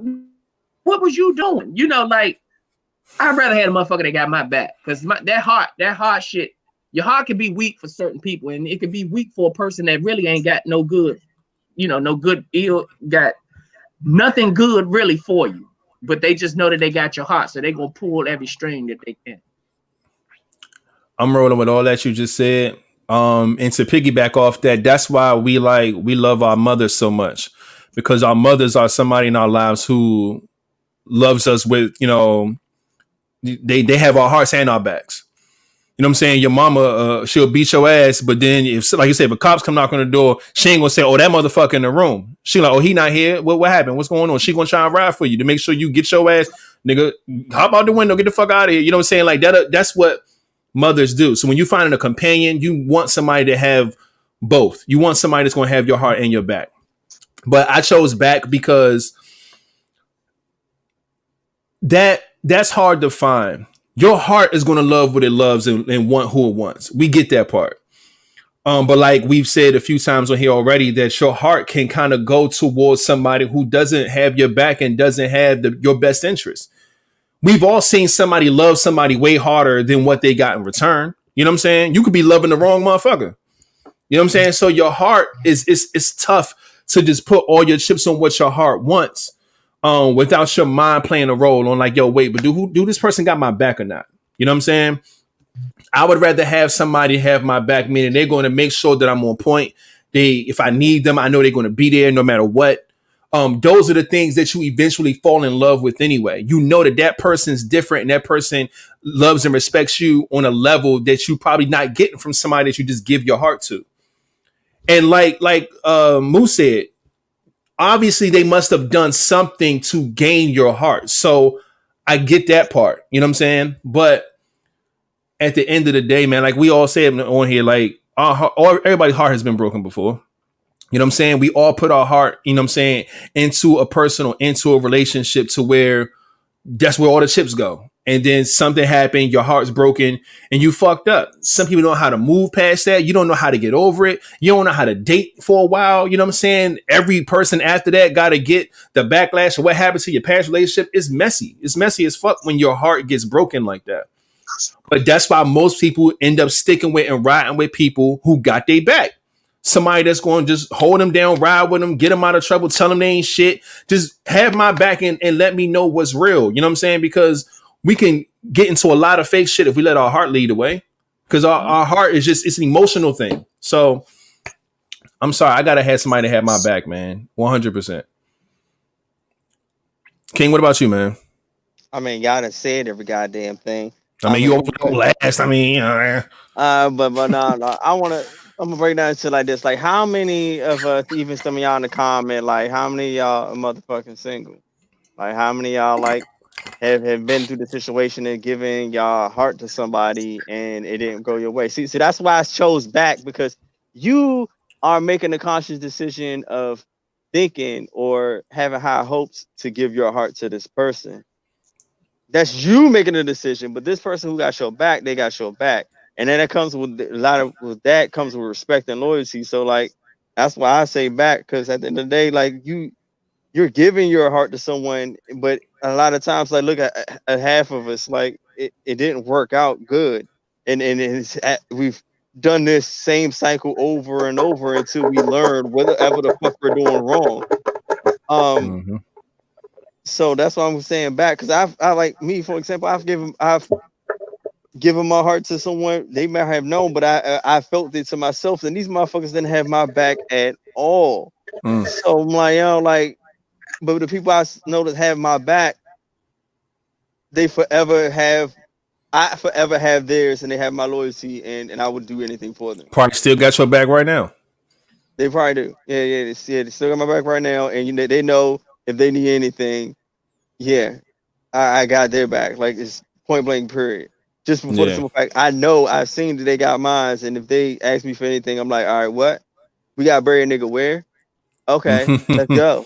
Like that type of shit is way fonder than someone you give your heart to, and you see them just tearing you down or try to manipulate you. Now that shit's crazy. A lot of people who they know they got your heart will try to tear you down, but a motherfucker who got your back, they're doing it off the strength because they fuck with you. They don't even have to even think that they got your heart. Like it's because they really generally fuck with you. Why y'all giving all the bad niggas a heart, man?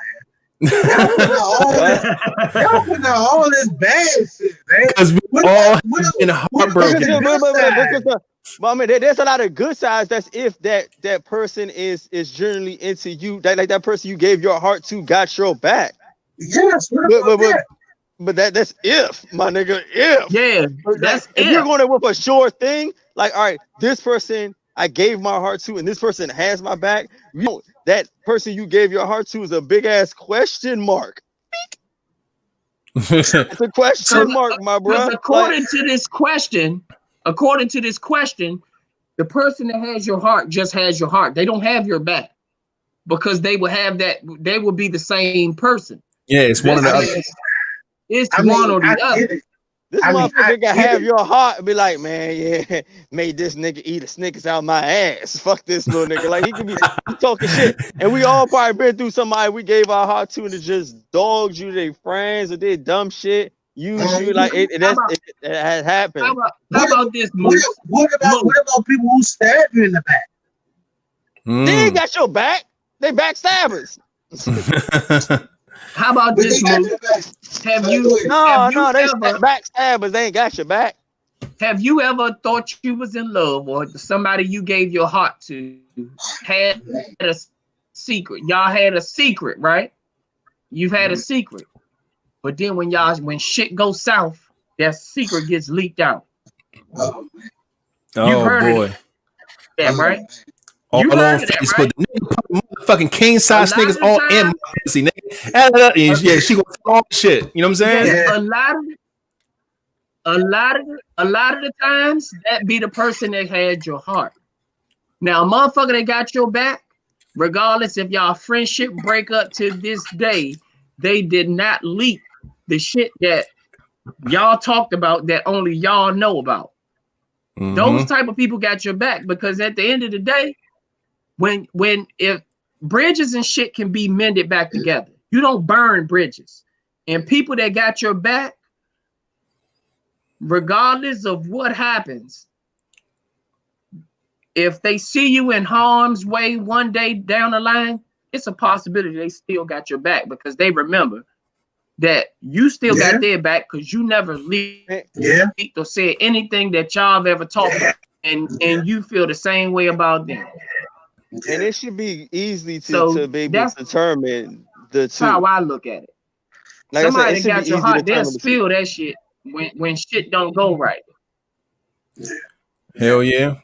And it's wild because I had a situation like that before where somebody came to me and was like, yeah, whatever happened with you and so-and-so?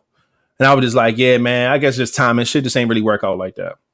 And it's like, damn, like when I talked to the other person, they threw you under the bus. I thought you was going to throw her under the bus too. And I'm like, you know what I'm saying? Like, we all ain't built like that. You know what I'm saying? So, like, obviously I had that person's back because I didn't say, oh, well, this bitch did this, fuck her. No, you know what I'm saying? Like, sometimes you just gotta, you can have a lot of people's back, but having your heart is different, man. And just because that person has your heart don't mean that you have theirs. That was the part that scared me. So that's why I didn't go with that answer.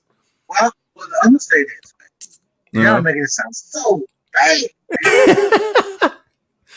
Y'all making it sound so bad.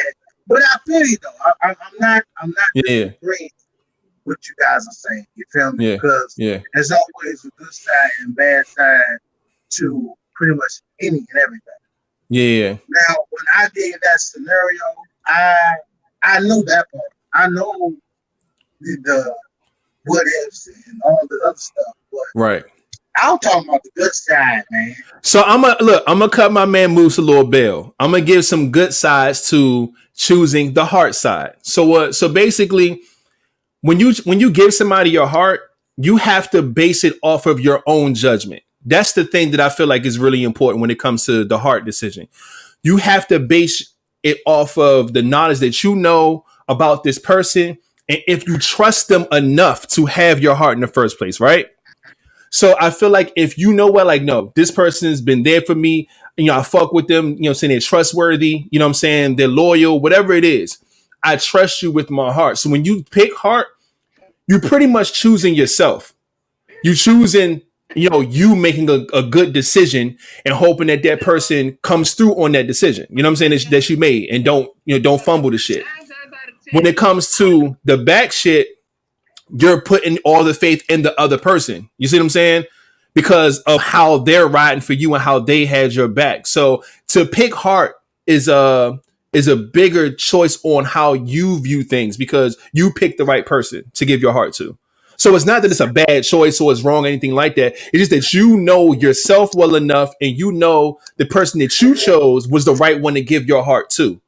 So you won't be going through the bullshit. You won't be going through the being hurt and the heartbroken and all that, whatever, because you made the right decision on who you gave your heart to. So I understand your answer. It's not a bad answer at all. Somebody need to have flatliners back or something, because you see that? Somebody stabbing him right now. Somebody you see what I mean? Stab my man right in the back. Now he ain't even on the podcast, man. It's crazy. You see what I mean? See, if he's right. Now look, the person that got your heart, they're gonna have your heart in your back. Yeah. Come on, man. Oh man, that's crazy. Let's get into this last one, man. I think we got one left. We've already been out here for 2 hours, man. Shout out to y'all for sticking with us for 2 hours. I'm gonna give y'all a round of applause while flatlining this shit together. We still got one more topic left, but we've been going. We 2 hours and 7 minutes in, so this is crazy. King, can you pull up this last one real quick? And oh, we need Flatline in here for this. Oh, we need him in here for this last one.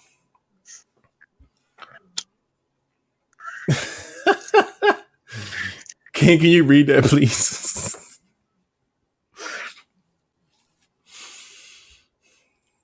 Are you frozen? No. Yes.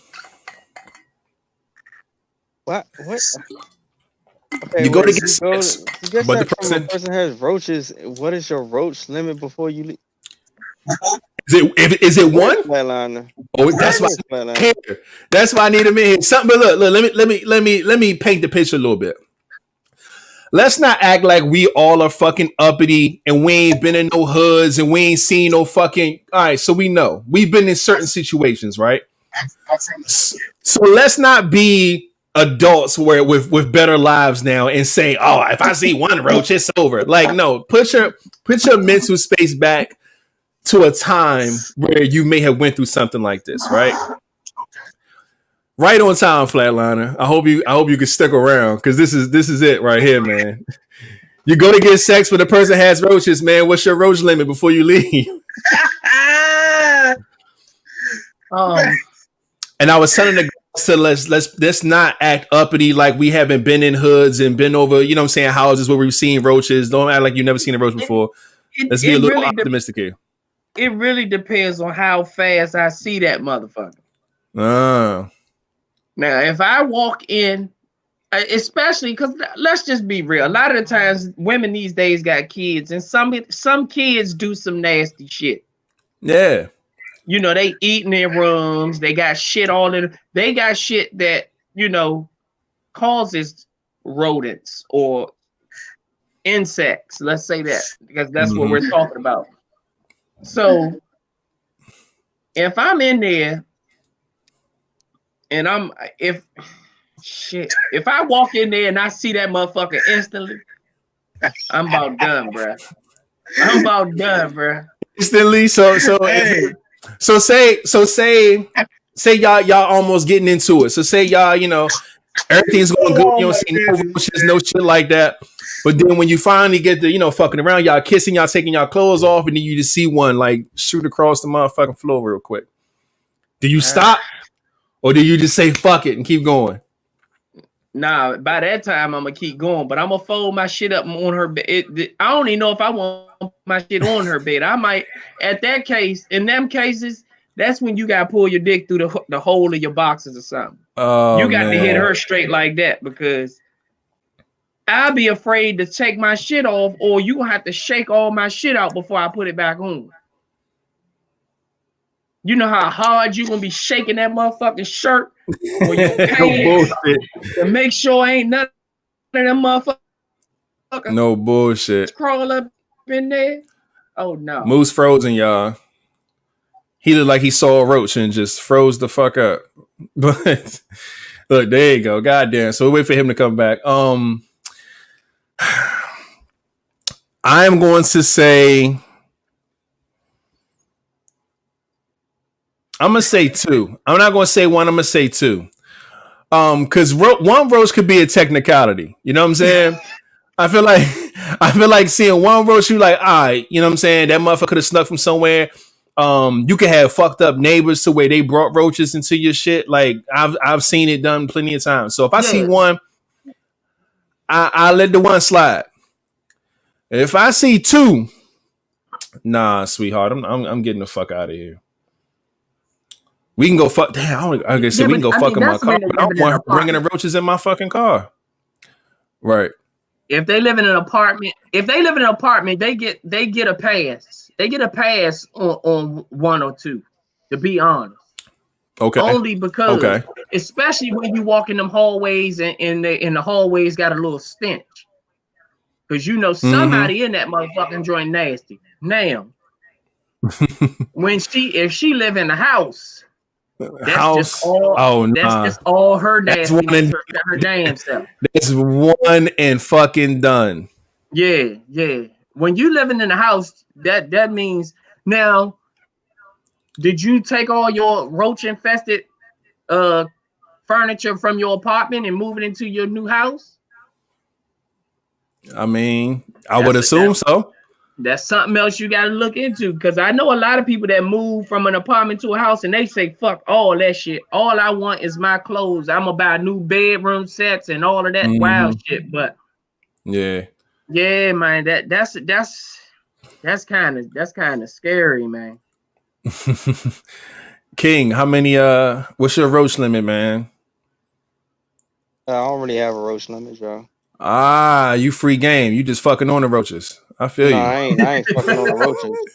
No, me being in you trifling motherfuckers. Me being you ever fucked on a bed of roaches? That's disgusting.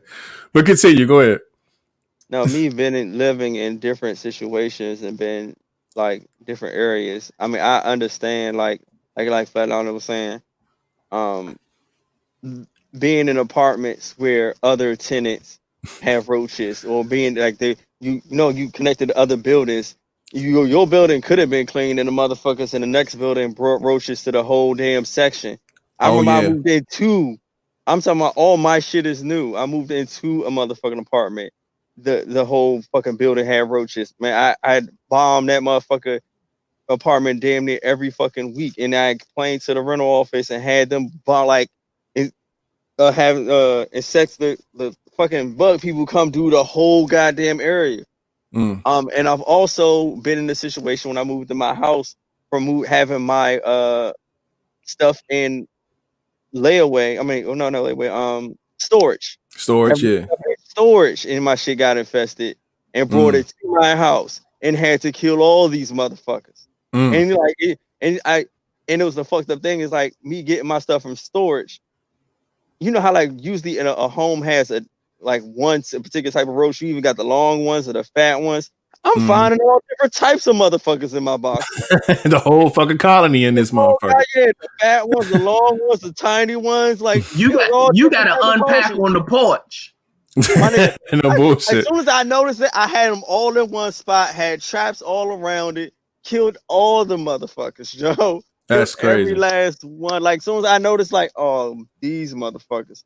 I took every box from out my house, put it in my sunroom, which my sunroom is a death trap. Y'all know that sunroom before it was with Jim. And that motherfucker. You know, I was thinking your son's room. as in No, E-Man's room. I was about to say, Oh, you hell the no. trifling motherfucker there. No, the sunroom. Oh The sun yeah, I come know in what you're talking that about with joint. it. Yeah, So that and shit was a death trap for their ass.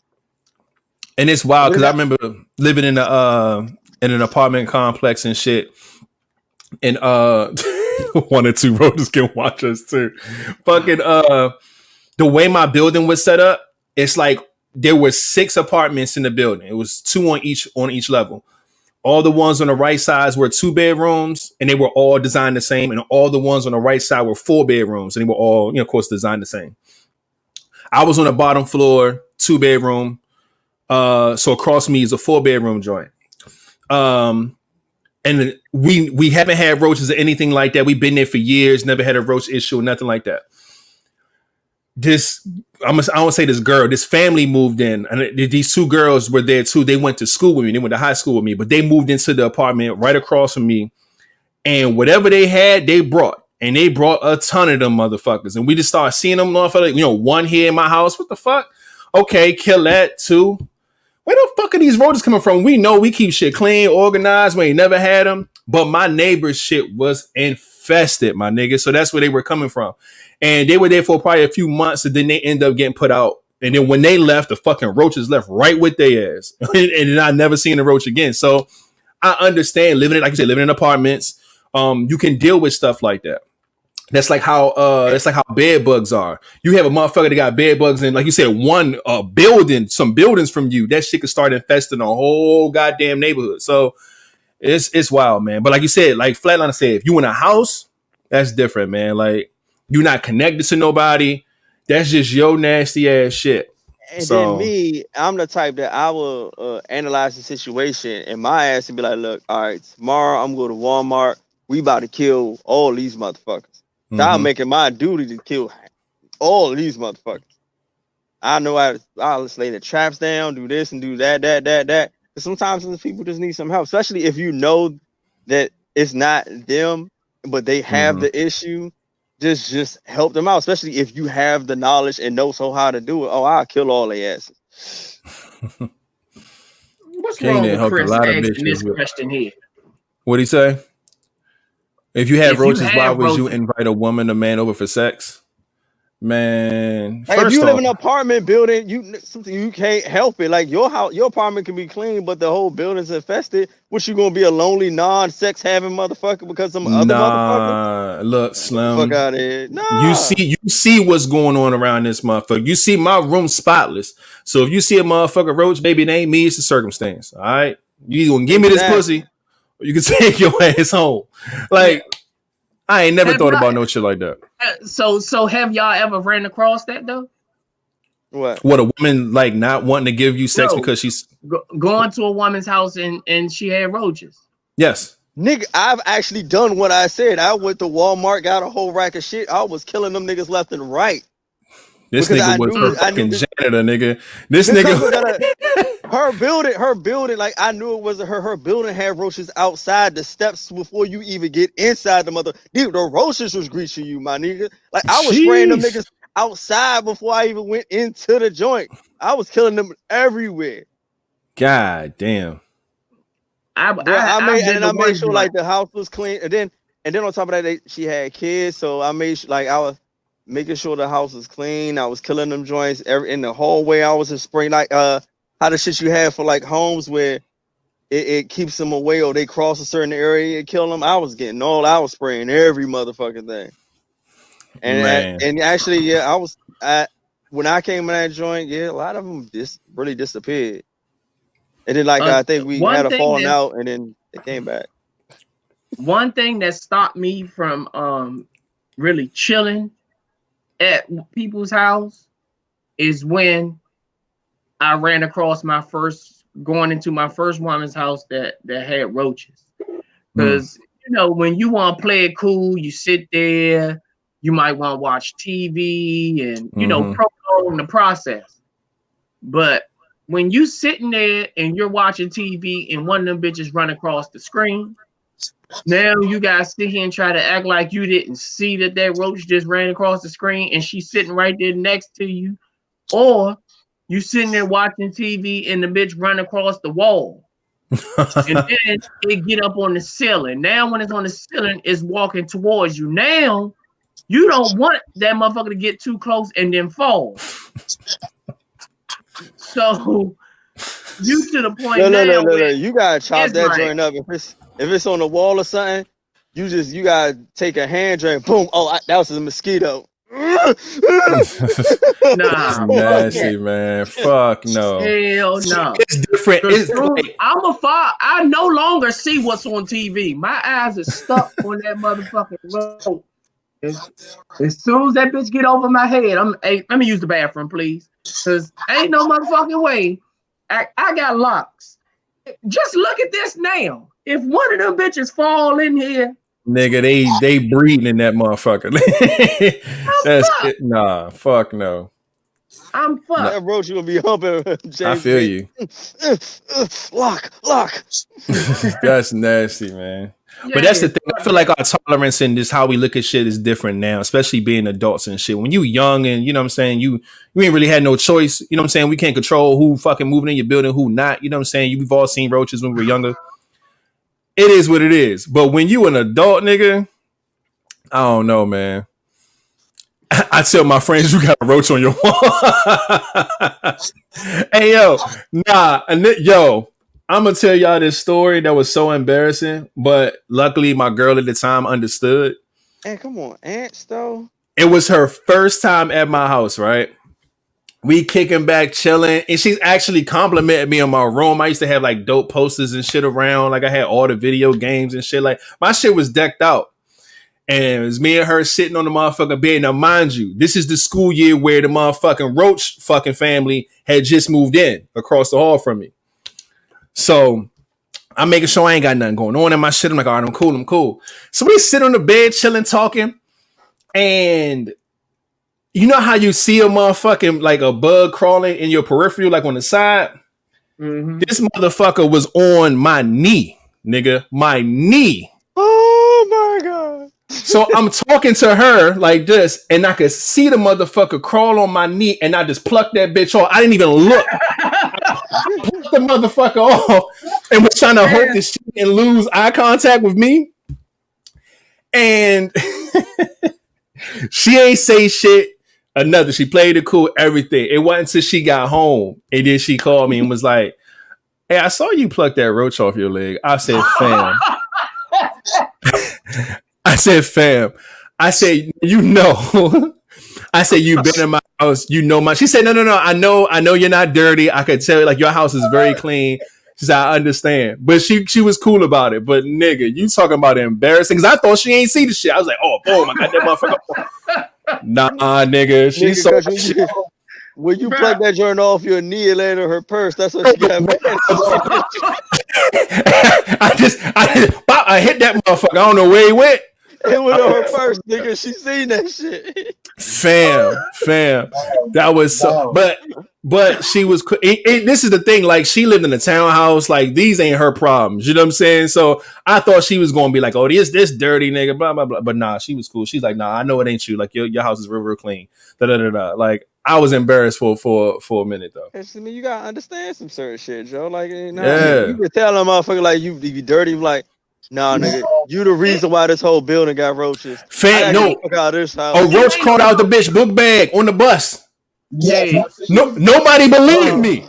I said, yo, my neighbors are dirty as shit. It's like, oh, for real? I said, no, it's really bad, y'all. It's really bad. And so one day, a motherfucking roach crawled out this bitch book bag on the back of the bus, and it was a wrap. It was a wrap. It is a difference if, okay, you mess with somebody, okay, 1 or 2 or 3, okay, I can let that slide, but when you get to the point where you cut all lights and them motherfuckers scatter, nah, I can't. Nah, I'm scared if them motherfuckers don't move. Motherfucker turn the light on, them motherfuckers be chilling. Like, what's good, G? Like, the fuck, nigga? Y'all niggas supposed to run to some. If they don't care that the lights are on, my nigga, nah, that's a whole different situation. You need to get the fuck out of that house immediately. I'm done. I at this point, I can't eat nothing in your house. I just want you to know that for a fact. Don't offer me nothing to drink unless you got a closed, concealed bottle of water. That way I know the roach didn't crawl around my mouth part. I don't want none of your glasses, no cup, no spoon, no bowl. I don't want shit at this point. I need bottle. You don't want no dead pot water? Oh shit. When you get to the point where you have them them albino roaches, those are motherfuckers that like those are new roaches. They fresh. What the hell? Nah. Albino roaches? Yes, it's a real thing, my G. That is real. And you know what else? You know what else create them motherfuckers too? If they find like a place that's like warm or hot that they fucking hibernate in, and they stay in that bitch too fucking long, I seen motherfuckers turn white like that. That shit is nasty, fam. Now I'm getting fucking creeped out. Look. Them white roaches be them newborn babies. You know how when the babies come out with all that birth shit on them, and they be all white and pale with all that white shit on. That's what them roaches be. Them be brand new roaches. Oh, white roach? Nah, I seen a big motherfucking white roach, nigga. Them shits ain't no game. Hell no. She said, I pull that. No. A canned soda? Nah, fuck no. The late, ever since a lady died from opening a canned soda and drinking that shit, because I think it was like in the factory where they had the sodas at, I think it was like rats, like they pissed on the bottles and some shit. And yeah, she didn't know. She just opened the shit up like normal. Bitch died from that shit. I was like, never again. I'm gonna tell you this story. Never again. I bought it was from the store, right? I bought a box of Ritz crackers, right? Now, remind you, this is a fresh box, right? So, I open me a pack of crackers up, right? I ain't even paying attention. I'm eating the crackers and shit. I'm like, man, this crackers so do taste different. Eating the crackers, I'm like, man, what the fucking store there with these motherfuckers? I look, man, this fucking ants all in this shit, man. Oh my god, I'm like, what the fuck? Ants. The box was closed, sealed. It's like, you didn't know it was fucking ants in here. Man, I went back to the store, showed them, when I tore that fucking store up in there. You hear me? There ain't no way you selling this to people, man. Like the thing was, it wasn't just that one. It wasn't just that one. It was all the packs. Oh nah. Yeah, all the packs. If it was ants in them joints, then them joints was open in the inside somewhere. They had to have got access to something. They not just gonna go to the packs and just sit there and try to open it themselves. Them bitches was damaged. Dude, when I opened up the other pack, it was ants all in the junk. Yeah, somehow the inside pack got damaged, and they found like ants.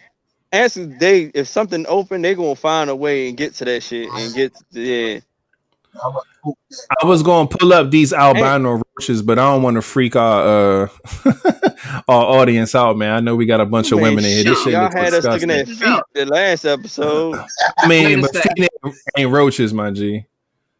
That's a different ball game. Tamika said those the ones that survived the bombings, them white roaches. Man, listen, I'm telling you, they've been through some shit. Them motherfuckers. You ain't never seen what, my G? Fam, these motherfuckers are real. Them up. They real. They are real. Nigga, what is an albino cockroach? Them motherfuckers exist. Where the fuck they live at? I don't know, but I'm gonna take it off the screen because I don't want the ladies to get freaked out too much. That but look like a cicada. No bullshit. That motherfucker. Them white roaches survived that boric acid you've been spraying all in the corners and shit. Them motherfucking super roaches. They motherfuckers can deal through anything. No bullshit. But it looks like that's it, man. We are done all the topics, man. We got the Snickers breakdown from my guy Moose. We went through a lot, man. This is a great episode. We appreciate everybody for showing up. I'm gonna throw y'all a round of applause because y'all are dope, man. Y'all don't want to keep us alive out here. Just showing the show and let y'all in the comments turn it up, man. So we love and appreciate it. B, you gotta show love to the spiders. I love spiders, man. Oh, you by yourself on that one, my G. Now, I had a house when I first moved into this joint, and I told you like I had to put all the boxes in one spot. Since this is a house, it had spiders. The spiders killed all the goddamn roaches, yo. Spiders killed all the roaches. Look at that Moose love. We need Moose on another episode. We see it. Absolutely. I'm glad y'all enjoyed. I know we had a little connection issues here and there, but overall, man, Moose came and delivered as he said he would. You know what I'm saying? One Snickers at a time. Let's go ahead and do what we always do, man, around this time. First things first, let's go ahead and give a round of applause with the woos for the www.premiercocktails.com, man. Make sure y'all check them out. They sponsor the show. They have great drinks, man. They had it before. They're going to have it after. I'm telling you, man, it's delicious. So make sure y'all go to the website, get your cocktails catered. They got 3 fall flavors that's only available till Monday. After Monday, you got to go back to the regular shit until they come up with some winter stuff. So once y'all know that they ship everywhere too. So you ain't got no excuse. So go ahead and order some. They are delicious. Also, y'all know what it is. LVP Fitness Challenge. Around here, we try to push everybody to love themselves, man. Self-help, self-love. And how to be a part of this, all you have to do is use the hashtag LVP Fitness Challenge. So if you got your meal preps, if you want to post about your weight loss, if you want to post about you in the gym, if you want to post about anything, just use the hashtag. We'll see it on social media and, you know, add you to the group, man. And we just doing this for the rest of 2020. So January 1st is when we going to cut it out and then, you know, talk about our results and things like that. So hopefully y'all taking care of yourselves, man. Eat good, drink water, all that good shit. I already told y'all to hit the thumbs up, subscribe if you haven't, hit the bell, so I ain't got to go too much on that. So just do it if you didn't do it. And lastly, we have a link tree. If you didn't know, there's the link tree right there, man. The link tree is basically a hub for Live Vibes, man. Anything Live Vibes related, you're going to find on this link tree. It has our website's coming soon. We got all our individual Instagram pages. We got a sponsor page. We got the fan mail information. We got the donation information and our latest episode. We also have our email in case y'all want to send us some stuff. You know what I'm saying? That, like, you know, we like this about the show, or I want to be a guest, or whatever it is, man. Just hit our email up. We definitely would love to see what y'all come up with. I'm going to put it inside of here. Yeah, Moose, it was fun. I see that. That's the link to the link tree. Has all our information on there. Spread the word, share the videos, man. Again, we trying to get these subscribers up so we can go ahead and gift y'all some more boxes. We're on the road to 300 right now. I told y'all we was at 273.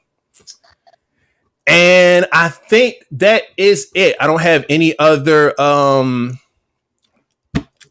notes. Do we have an ending question from King or from anyone in the comments?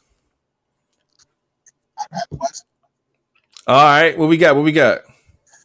So you guys would never use Snickers before? What? I can't hear you. I said, so I'm gonna make this real quick. All right. So I'm asking. So you guys would never implement food, snacks, fruit, vegetables, or anything into your sex life? Been there, done that, my man, and I'll do it again. I have no issues with that. Now, I'm not saying that I'm going in the fridge and just grabbing shit just because I'm nasty like Moose. No, but I will say that I've had my share with little things here and there, whatever, and I'm not opposed to it again. So no, I'm cool with that. All right. I need to hear more stories. I'm telling you, I'm sure Moose got them, man. Oh man. Man. But we appreciate y'all so much, man, as always. Let's go ahead and just throw another big round of applause for my man Moose for coming through, man, spending 2.5 hours with us. We appreciate your time, my G. Everybody loved you, man. We'll definitely have you back on here. You already know how it is. I enjoy watching y'all first time watching. Definitely going to share with my other friends. There we go, Nene. I see you. We'll give Nene a round of applause. I love that. Love that. And all right, so that's it, man. I think that's the show. Flatliner King, y'all got anything before we get up out of here? No, man. Y'all enjoy y'all weekend, man. Be safe. Have a good time. And we'll see y'all on Monday at the same time, 9 p.m. Eastern time. We'll have another show for y'all. So Flatliner. A matter of fact, I put in the description of the video on YouTube where you can find Moose. But Moose, go ahead and tell them where they can find you at, man. Unless they want to, send you some requests and things like that.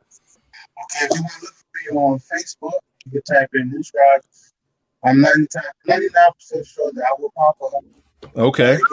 Come closer to your phone, man.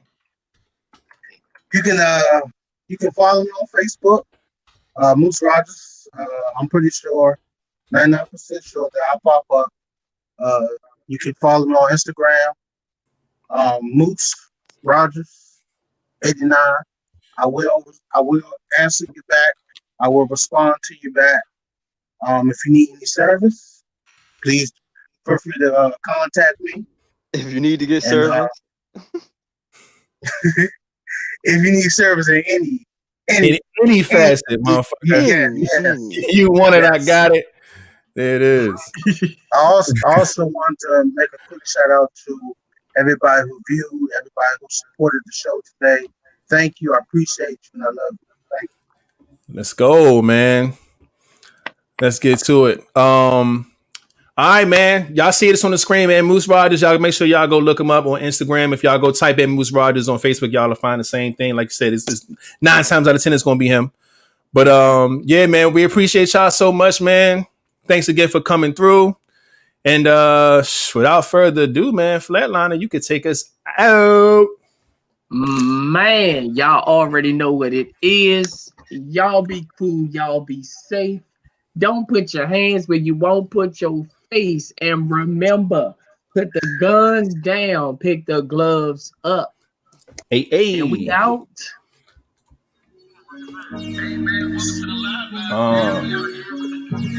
I'm gonna hit the Moose robot on him.